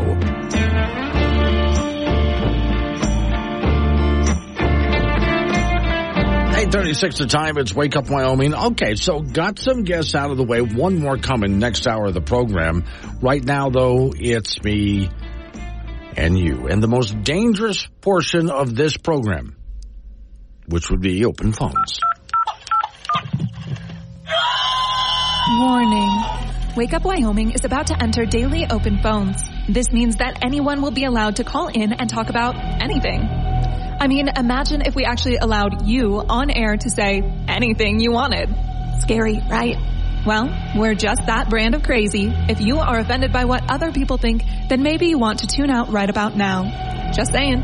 If you should choose to call, just remember, the more funny and interesting you are, the longer Glenn will keep you on the line. Obnoxious jerks will be hung up on. Dave, all right, strap in, and let's do this thing. 888-97 Woods, the phone number. That's 888-97-WOODS. And as always, you can talk about what I'm talking about, change the subject. That'd be fine by me, Kevin and Lusk. What I'm saying is that some relief can be done at the county level without having to get our legislation passed. That's true. He's talking about property taxes there. Mike is in Laramie. Hello, Mike. Good morning, Glenn. Yes, sir. Your last caller mentioned that, if I heard him correctly, that the state budget running surpluses. And if that's the case, why don't we have something like maybe the one good thing from Colorado, a taxpayer bill of rights where the surpluses have to be returned to the taxpayers? That'd be nice. I like the idea of having a nice little nest egg, as they call a rainy day fund, for when bad things happen. That's just fine. But you're right. At a certain let's cap that at a certain level and then start giving it back. I mean, if last caller said he wants the money back in people's pockets, that would be one great way to go about it. But now one thing we got to keep in mind, though, is most of what is our budget comes, and I don't have a problem giving it back, from coal, gas, oil, not from the citizens. We don't even have a state income tax here. So we have to give that money back to the corporations that we took it from, which gives our state the largest chunk of money, which, again, I'm okay with that. They earn the money. It belongs to them. Mm-hmm. Yeah, that would work, too. Okay. Yeah, but when we're looking at the property taxes, a lot of it is who we elect. Yes. I mean, we're down here in Laramie. We elected people a couple of decades ago, and they built a city-owned ice rink and a recreation center, supposedly to attract businesses. Mm. And then just the other week, both the city and the county were advertising for people to submit requests for grant money. There's another thing that we can get rid of down here. Yeah. Just cut back. Just look at the budget. Look at what government's doing and decide what should it do and what it shouldn't do. Yeah. So that grant money drives me crazy. Quit handing out money. One of the things I was talking about with our last guest here is I don't like the idea of government handing out money for all sorts of different projects, especially money that government doesn't have, but continuing to hand out money for, like, the State Loan and Investment Board. The state should not be a bank. Banks are banks. No, you're Let right. bank do banking, and the state does the state's work, and keep the two separate. That's absolutely right. Do you know that the state will, if you donate money to the university, the state will match it dollar for dollar? Right. If you give $10 million to UW, the state will add another 10 on top of that. Right. I mean, there's another thing that we can get rid of. Yeah. There's a list of things I would get rid of inside of UW, like let's get rid of the Department of Diversity, Equity, and Inclusion. That would save us a ton of money right there. Yeah. Oh, yeah, well, I think the legislature needs to take a deep dive into what's happening at the university. Yeah. I think the university sort of sits there by itself, and everybody bows down to it. But what departments do they have? How many students are majoring? How many degrees have they offered over the years? Yeah. And there are a lot of departments that do not offer degrees. Right. And for that matter, there was one, I forget the university, I was talking about it earlier this week. There's one university that has, for every student, they have several bureaucrats. You know, you don't need many bureaucrats per student. Your students should outnumber the bureaucrats by a big number. So check into that too. Okay. All right. Thank you, Mike. I appreciate it. 888-97 Woods, the phone number, 888-97-WOODS. Yeah, grants, that's another thing. That drives me absolutely nuts. Enough with the grants. Enough with the loans. Government should not be just handing out all sorts of money. If you have a business, a project that you want to get started, that's great. You should have some of your own money. You can go get investors. You can go borrow money from individuals and banks and so on. And that's fine, but don't turn to government. If you can't get enough money, raise enough money yourself, then government should not loan you any money because obviously, not enough people even believe in you. So why should the government loan money out? And I'm forgetting who it was that I was talking about earlier this week. There is a company. It's up in the Gillette area, and they want to use coal for other things besides making electricity. Well, that's fine. And so they wanted to start a business and needed some money to start up the business. They went to the state of Wyoming, got about $15 million. Now, they were given a few years grace period to not have to pay anything back until they got up on their feet. And then they got into the time period where they had to start paying back the loan. And they hadn't made any money, and they couldn't pay back the loan. And so now they're defaulting. And some of our representatives in the Wyoming House and the Senate would like to know where all of that money went. My thought is you shouldn't have loaned it to them in the first place. Government should not be loaning money.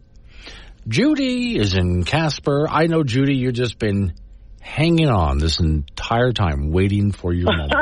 Here it is. No, but I did. I got a letter or an email from Steve Harshman, chairman of the Revenue Committee, this morning, and he's explaining the House bills and stuff.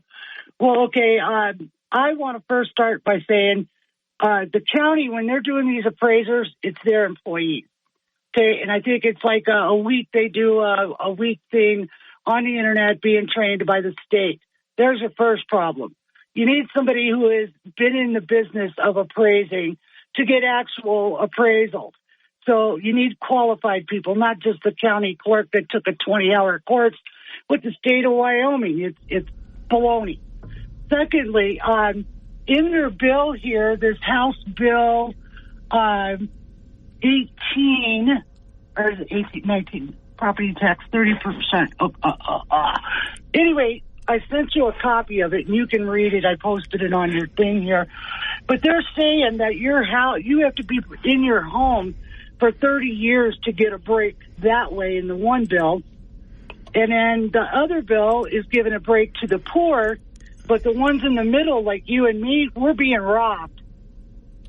Okay? Because they're giving 50% off to people who have been on their property for 30-plus years. And then the other one is they can qualify for up to 125% less of their median income. But the guys in the middle, like you and me, we're going to get screwed. And that's why none of these bills is worth it. None of them. Not a single one of them is worth anything. It just, you need to start with actual property assessments by qualified assessors, not county clerks and county assessors and that kind of thing. This is not going to be settled in the legislation. I wouldn't pass any of these bills. Okay. They're just, you can look them over for yourself and then you can talk about it. But I know we're short on time, but I got a letter from Steve Harshman and it just blew me away. They also capped at the taxable valuation, which is 9.5% of full value. Okay, so what does that mean? That means I already paid my property off. Now I'm going to get charged 10% to own my property. So the older I get, the more it's going to go up, because they're not saying they can't go above it. They're just saying that. They're not saying, oh, it stops at this, at any one of them. So anyway, read it over and see what you think. Okay. I still would like to see, as we go through all of this, forget how everybody else does it. I don't care how other states do it.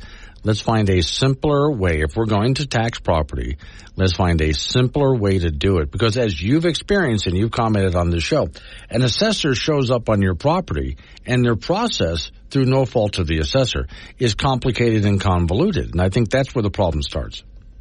Well, and like I told you, they're using the 5 states around us as an average. They're using, you heard earlier, artificial intelligence. Mm-hmm. All of that is bull. Yeah. You know, I don't know where the greed comes from. And as far as putting money into the coffers, Wyoming's not hurting. Right. Okay? And the schools are getting 68% of that money. They're not hurting either. Right. I mean, look at how many schools we've built this last 4 years that don't even have full classrooms. You know, but they got skylights. Yeah. So. All right. Yeah. Thank you, Judy. 846, wake up. Like a strong cup of coffee in the morning. Tasteless, but it'll get you through the day. Wake Up Wyoming with Glenn Woods.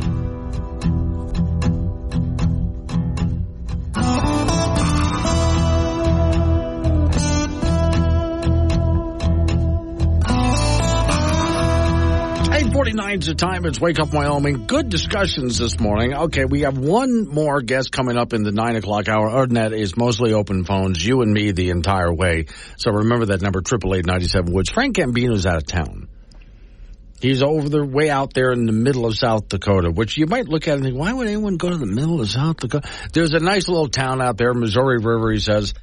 He's covered an event. It's a little side business he has going on, and so he'll be there. I think today's the last day. He starts driving back tomorrow. So on Monday, we get our Frank Gambino back. In the meantime, I went looking for stuff. I was complaining to you guys that I put a emergency file to the side of stuff that I could play for you guys when Frank is out of town. The problem was I started to run through that, and I've played some of this stuff multiple times. So I needed to go find something different, something more. And this morning I did that. You guys say the meanest things to these athletes, the meanest things. Like they were watching Tom Brady and they were like, Tom Brady, you suck. Tom Brady sucks. I don't know that much about football, but I'm pretty sure Tom Brady doesn't suck at football. I'm pretty sure you suck. I'm pretty sure all you suck at football. I just wish these athletes would stand up for themselves, you know, against these horrible things you say. I wish just one time Tom Brady would look directly into the camera and be like, hey, man, I got this. I make $20 million a year, and you can't even do a sit-up. You know, for years, I was a child. And during that time, I was terrible at sports. I'm still an awful athlete. My body is bad at sports. That's the problem. And I say that my body is bad at sports because I think my brain is good at sports. Like, I think my brain understands how a human being could, like, dribble down a basketball court and then make a layup, right? But then it has to outsource the job to my weird and feminine limbs. And so when I play basketball, it looks like I just bought my body and I don't know how it works yet. But I played basketball. I played basketball for 5 years. And I was a bench warmer all 5 years.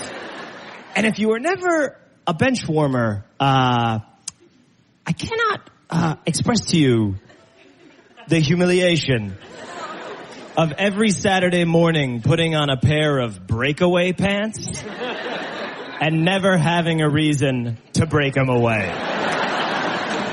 Then they're just pants.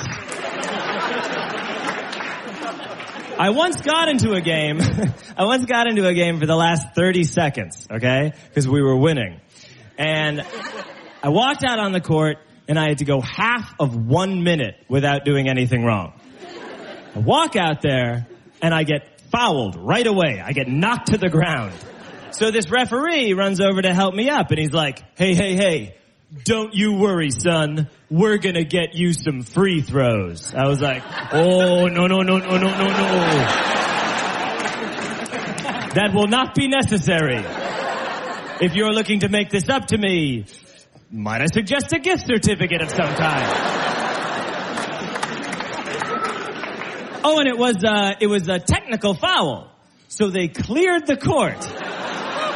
They were like, yeah, feel free to use all the space you want to suck as much as you do at this game. Yeah, I can imagine, because I would be that guy. We're going to go ahead and clear the court, and everybody can just watch him get out there and try to make those baskets all by his lonesome with everybody's watch. And, of course, he's not going to make a single basket, which is exactly how that ended.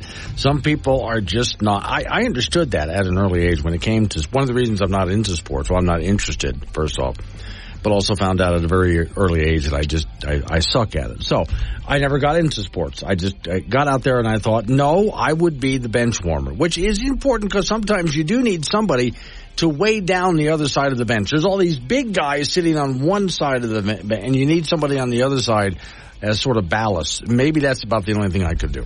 It's Wake Up Wyoming.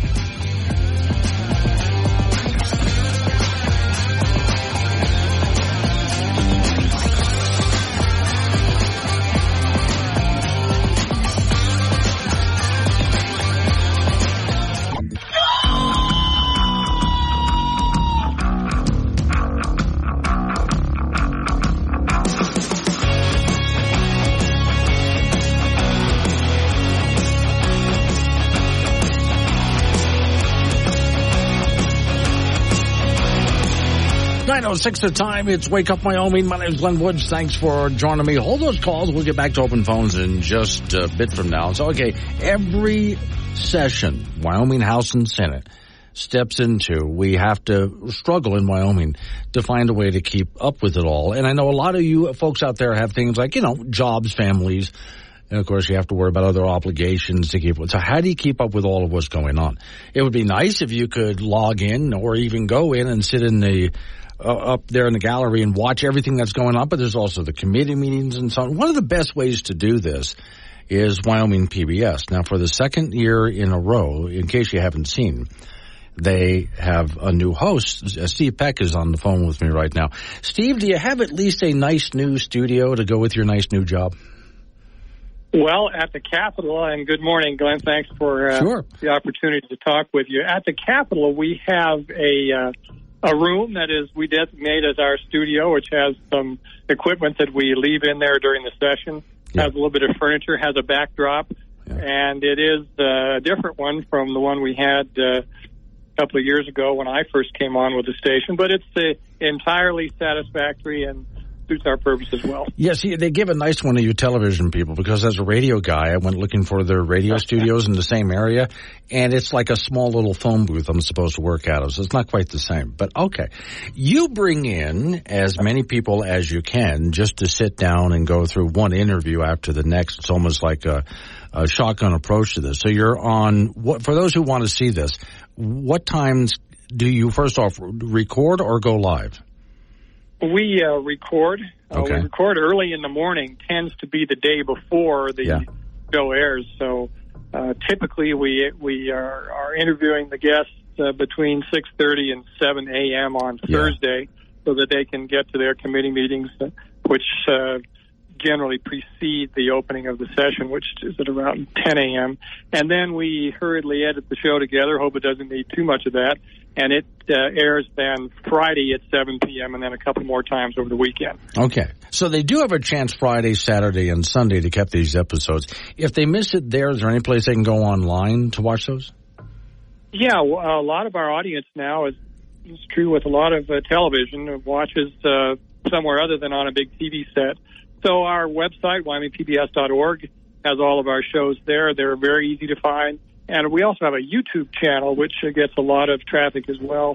And if someone wanted to search Capital Outlook YouTube or YouTube Capital Outlook Wyoming, something like that, it would immediately come up. So they can be seen there as well. And then they're also archived. So all the Capital Outlook shows, for example, are there from years past. And I've watched a little bit of what you do. You do just straightforward interviewing. So this is a budget session. How do you line up guests and questions that need to be asked this time around?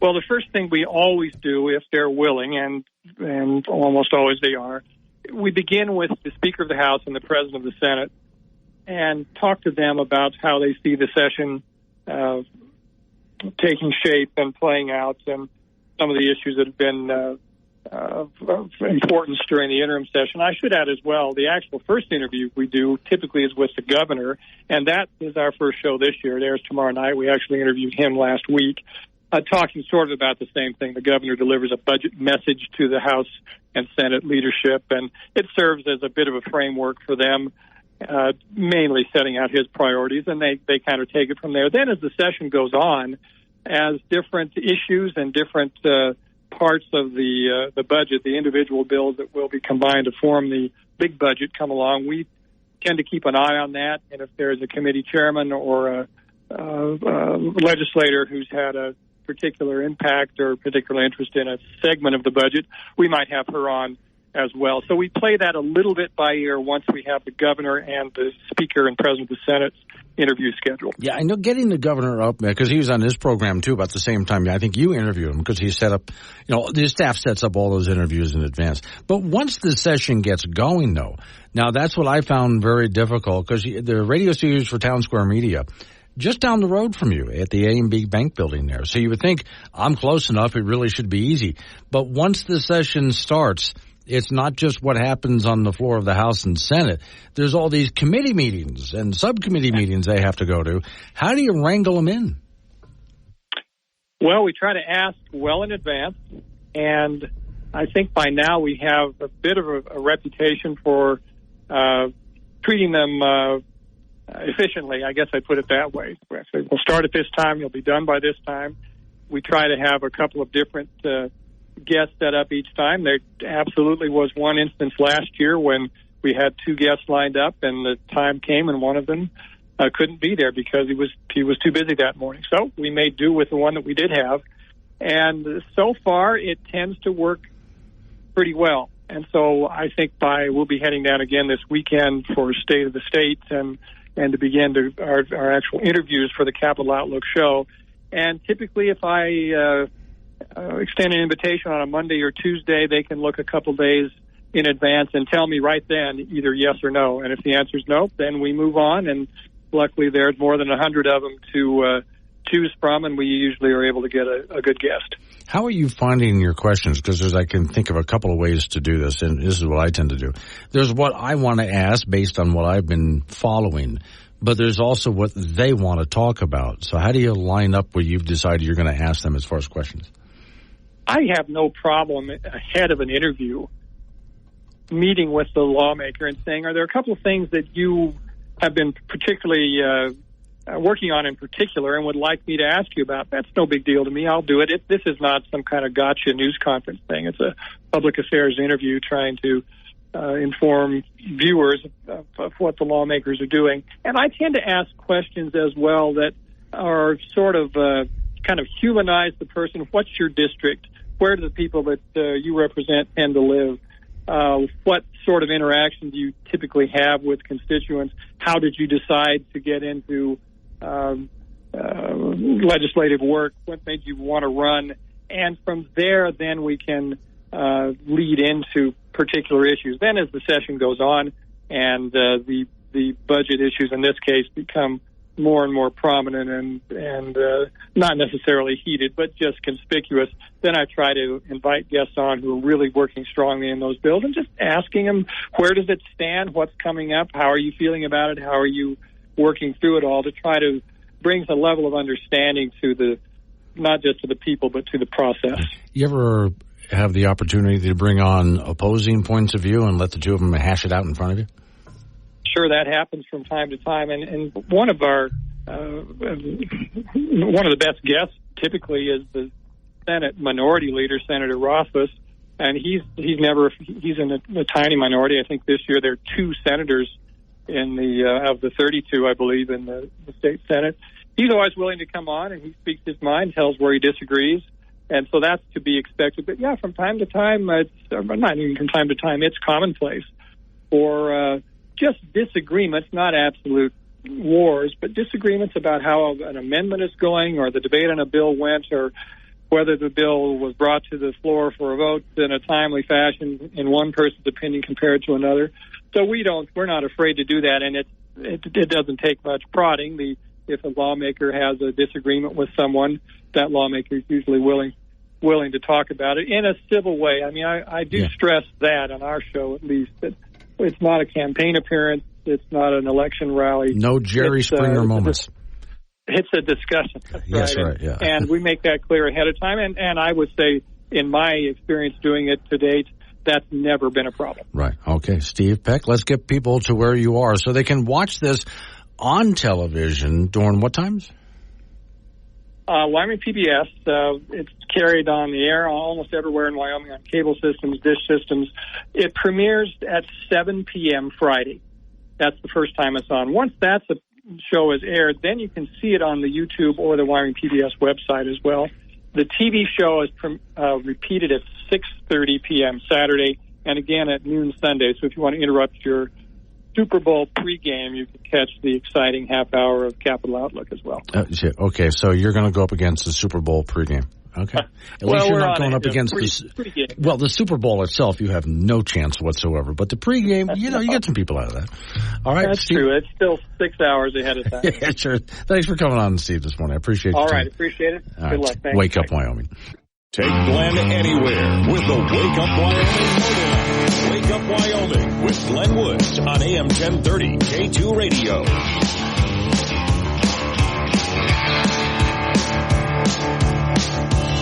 9:21 is the time. It's Wake Up Wyoming. Back we go to open phone. So 888-97 Woods the phone number. That's 888-97-WOODS. And I'm going to go back to what I was talking about during the first hour of the program because a lot of you people were not around first hour of the program. I know you've been hearing it like crazy, but we have to get into it. What happened yesterday with the president? They're not going to go after him for all of those documents. But before I do this, if I'm going to pick on someone, this company insists that I take the Be Nice pledge. And if I have to take it, you have to take it too. All together now. Be courteous, kind, and forgiving. Kind and forgiving. Be gentle and peaceful each day. Gentle, peaceful.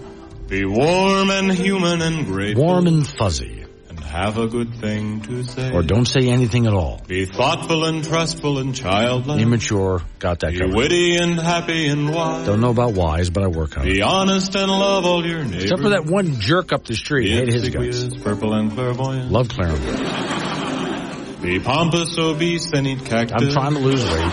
Be dull and boring and omnipresent. Never boring, not on this show. Criticize things you don't know That's about. all I do on this show. Put a live chicken in your underwear. Carl. Put a live chicken in your underwear. Go into a closet and suck eggs. Go into a closet and suck eggs. There you go. Okay, we're all in agreement here. All right, so first off, President Biden, at first he was gloating. Yeah, they're not going to come after me for all those classified documents I have in, but okay, well, some listeners showed me where we can go back further, but we'll start with Obama and go up to Biden. Every president has had classified documents at home. They're not supposed to. They're not supposed to. They're all supposed to be in jail for it. Hillary was let off. A whole list of classified documents she was, and they found it, and they let her off because, well, no reasonable prosecutor would go after her. Are you kidding? They could have put her away for a very long time. So, all right, here we are again. And here's Biden trying to act like, well, especially when they found documents at Trump's house. That's just irresponsible. I don't understand how that happens. Mr. President, what about all the documents at your house? Well, this is where Biden tries to blame his staff. Do you take responsibility for at least being careless with classified material? I take responsibility for not having seen exactly what my staff was doing. Uh-huh. So the buck stops with you, Mr. President. It was up to you. It's not your staff's fault. And by the way, take responsibility. Now, I remember when Hillary Clinton was going through this, and she said, I take full responsibility. Thank you, Hillary. Now arrest her. I'll give you an idea what I think you understand, but let's use an analogy. Let's say that the police knocked on my door and they had a warrant for my arrest for murder. Oh, yeah, that guy, I told the police. Yeah, he was murdered. I take full responsibility. Well, at that point, that's an admission of guilt. They would haul me in right then and there, and they would tell the judge and the jury he admitted to doing it. He took full responsibility. And that's it. Trial's over because I admitted guilt. I took full responsibility. But when Hillary did that, she took full responsibility. Gosh, what do we do now? Well, I guess we let her go. I mean, the police would not let me go. I'm wanted for murder. I take full responsibility. Gosh, what do we do? He took full responsibility. Thank you for doing that, Mr. Woods. Gosh, he took full responsibility. I guess he's an okay guy, even though he murdered that dude. It doesn't work that way. So, Mr. President, do you take full responsibility? He says he does, but then he blames it on his staff. And it wasn't his staff's responsibility. The buck stops with the president. The buck stops here. A famous president put that on his desk.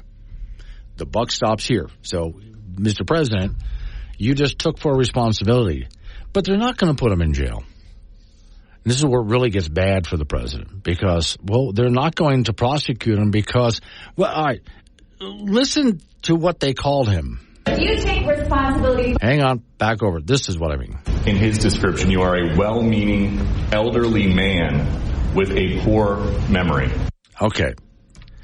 A well-meaning elderly man with a poor memory. That's why they're not going to go after him because he's a well-meaning elderly man with a poor memory. Now, this is what turns out to be worse for Biden than anything else they could have done. It would have been better if they decided to prosecute him or go after him like they're going after Trump for the same thing. But no. Basically, they just called him a doddering old fool. And if they can't prosecute him for this because he's a doddering old fool with no memory, then how the hell can he be commander-in-chief of the most powerful nation on the planet? So let's hear the response. In his description, you are a well-meaning elderly man with a poor memory. I'm well-meaning, and I'm an elderly man, and I know what the hell I'm doing. I've been president, and I put this country back on its feet. Oh, God, I put this country back on its feet. Okay, patience, Glenn. Patience. Be nice. It's a man who flies around like an eagle. Look, it's the enemy of all that's illegal. Look at the muscles on those arms, they're like hammers. Look, it's the nut who walks around in pajamas. That's no nut, boy. That's Captain Nice.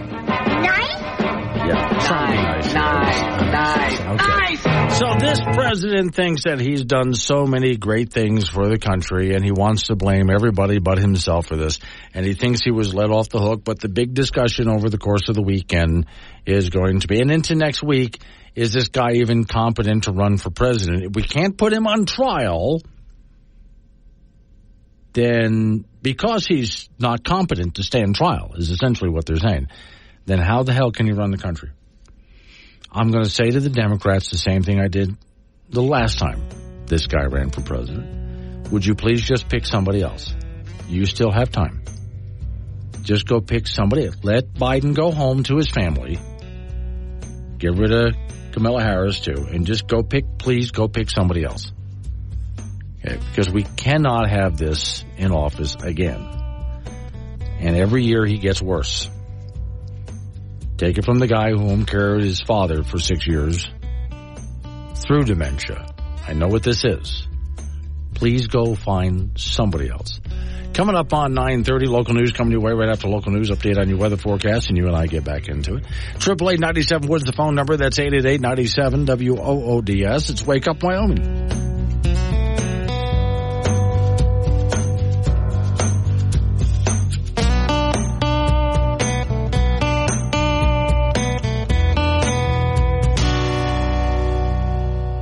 Download the Wake Up Wyoming mobile app. Listen anywhere and chat live with Glenn during the show on AM 1030 K2 Radio. 9:36 the time. Wake Up Wyoming. All right, 888-97 Woods, the phone number, 888-97-WOODS. And see, I entered Greg from Cheyenne. Hello, Mike and Casper. Dave in Torrington. And see, Kevin was in Lusk, which, by the way, Kevin, I did stop. Oh, what's the name of the restaurant there? There's a family-style restaurant in Lusk that I stopped to have breakfast at. And, it was good. Way too much to eat. Couldn't finish it all. And Ginger was in Douglas. And the list goes on and on. Thanks, everybody, for dropping your notes off, which you can do on the Wake Up Wyoming app. Also, this program becomes a podcast when I get off the air. So you can go back and listen to all of the programs condensed. So it's not an entire 4-hour program. We get rid of news, sports, and weather, and free, just by using your Wake Up Wyoming app. All right. So about those electric vehicles we're all supposed to be driving. Okay. So it's 3708, paper or plastic? Plastic. That's the magic word. What? Green police. You picked the wrong day to mess with the ecosystem, plastic boy. Battery. Let's go. Take the house. Come on. Put the rind down. Sir, that's a compost inversion. Uh-oh. Did you ever saw these bulbs? Well, tragedy strikes tonight where a man has just been arrested for possession of an incandescent light bulb. What do you guys think about plastic bottles now? The water setting is at 105. Yeah.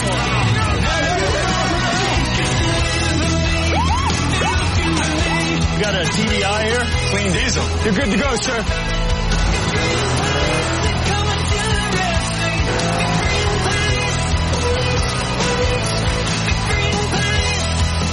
Good afternoon, officers.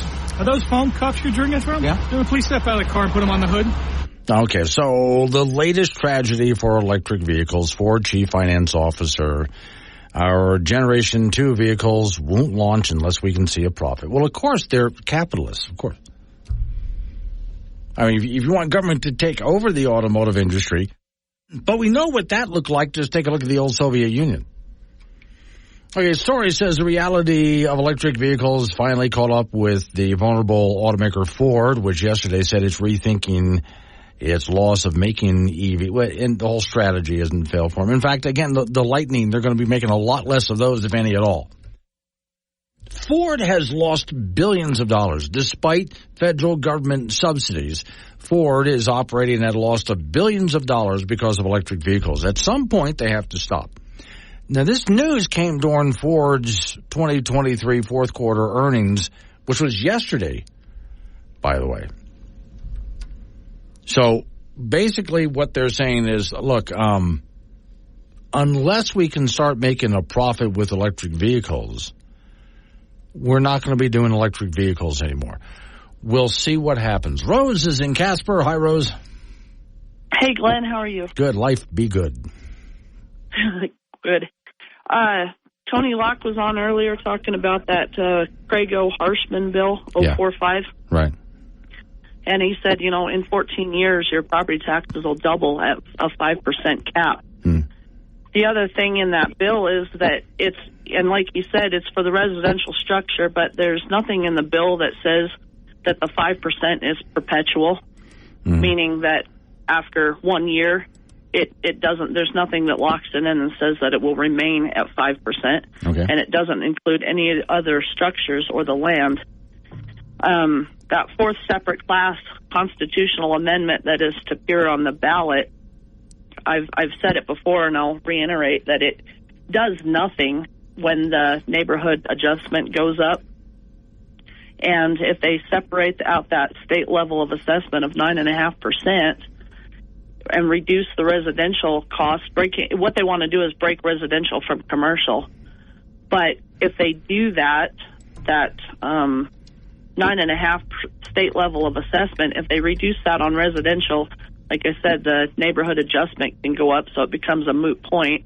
And then for commercial, any secondary home is going to automatically be classified as commercial, and you don't just pay, you pay personal and real property taxes for commercial. So people need to understand that it's not really going to get relief. It stands to increase costs for the state, or revenue for the state, rather. Last year, Wyoming, people keep asking, I think they're on the right track. They understand that acquisition is the way to go, and it really is. We spent $48,000, the taxpayers, to Team Consulting. They're a firm out of Kansas that have a biased opinion because they support the mass appraisal system, which is really what got us into this ball of wax that we're in. The mass appraisal system, because of the way it calculates, this wasn't due to a need thing, Glenn, which I know you understand, but for the people that don't understand, property taxes didn't go up because of need. It just went up because of this system, this broken system that's in place. Right. And over the last 6 years, residential taxes have increased the school budget by 81%. That's, again, it wasn't needed. It's just that they've got it, and they don't want to relinquish that. Right. So wait, let me ask you, if you could, Rose, I'm just going to give you a magic wand here. What would you do? I would go to acquisition immediately. Okay. We are doing that People's Ballot Initiative. I don't know where the final numbers are, but the API Chili Cook-Off is this weekend.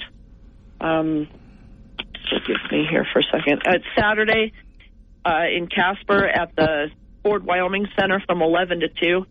My understanding is it's $12 to get in, and we're going to have, I don't know if myself, you can probably hear I'm a little on the sick side, but there's going to be circulators up there, so if people from Natrona County or visiting or anything, if you guys want to sign that and give the people the power of the vote to get that on the ballot, that would be a good thing. Okay. I do support that for that purpose. Ultimately, I do think acquisition is where we need to go. All right. Well, thank you, Rose. Have a good weekend. Feel better. Thank you, Glenn. In the last 11 years, 115 people died of weightlifting accidents in a gym. In that same 11 years, only one person died of eating a donut. Make good choices, people. Got something to say? Call 888-97-WOODS or chat with Glenn on the Wake Up Wyoming mobile app from K2 Radio.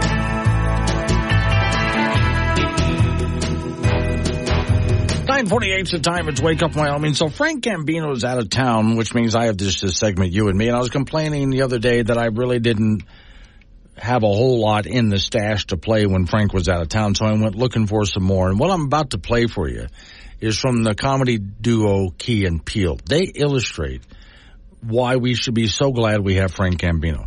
Because when you watch sports, this is a basketball game with two commentators. And we are at capacity tonight here at the opulent Tostino Center. 50,000 fans are ready to binge drink for a couple of hours. I tell you what, I can't wait. Hi, I'm grown man Chick Sarica. And I'm grown man Bob DeSantio. That's right, Bob. And we have both made careers watching adult men play a simple child's game, all while being paid more than the president. Okay, Chick. And it seems as though the millionaires are ready to play their game, so we can stop stalling with the mindless chat. And the rhinos bring the ball into play. And the alleged rapist passes the big orange ball to the sweaty legal giant. And the legal giant easily puts the ball into the basket, making it look easy, which, if you're 7 feet tall, it is. He made about $8,000 while he was doing that. Now the Power Falcons are bringing the ball into play. The high school dropout inbounds to the convicted spousal abuser. He slashes through all of the drug addicts, dumps the ball off to the genetic freak, and boom, quack-a-lack-a, 2 points downtown. Stirplackers, bingo time, sturm scams, I'm just saying words that start with S. I'm going pure nonsense. Are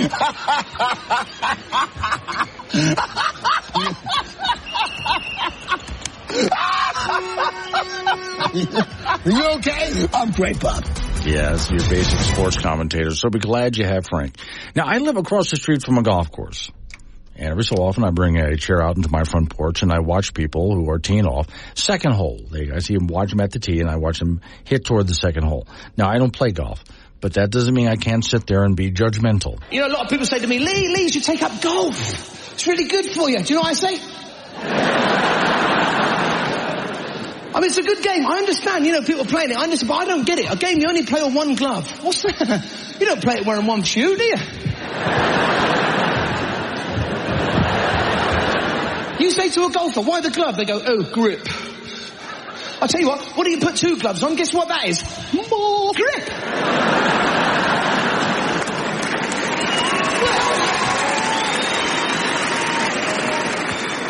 I actually attempted to play golf once, and I nearly snapped my spinal cord in 9 places trying to get one of them sand traps. Whose idea was it to put a stretch of sand in the middle of some woodland? Well, that's just a mirage, but the other way round. You're playing a game in the woods, and no, you're not, you're on the beach. That's like going surfing and someone saying, oh, watch them oak trees on the way in, won't you? And golf is the only game where you get someone to help you play it. The caddy does everything for you. Carries your clubs, tells you what club to use, how far the hole is. Well, I'd do a bit of sport if there was someone doing half the work for me. That'd be great. If you were swimming, there's some bloke by your side going, anything you need? Not at the moment, no. You sure? There's a Starbucks round the corner. I'll tell you what, you can drag me the rest of the way. That's lovely, thanks.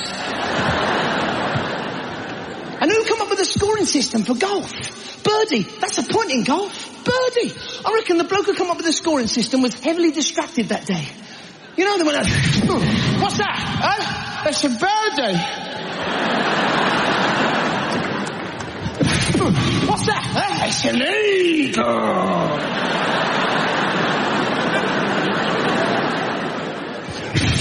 What's that? It's a bogey.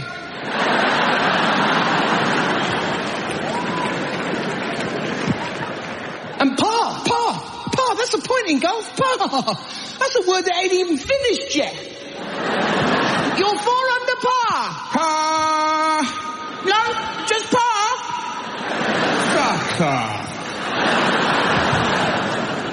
And they say golf is good exercise for you. What exercise? Golf is the only game where you get a lift to the next hole on that bleeding golf buggy. What lazy bugger come up with that? You never see that in other sports, do you? That'd be good in the marathon, wouldn't it? On your marks, get set. Go!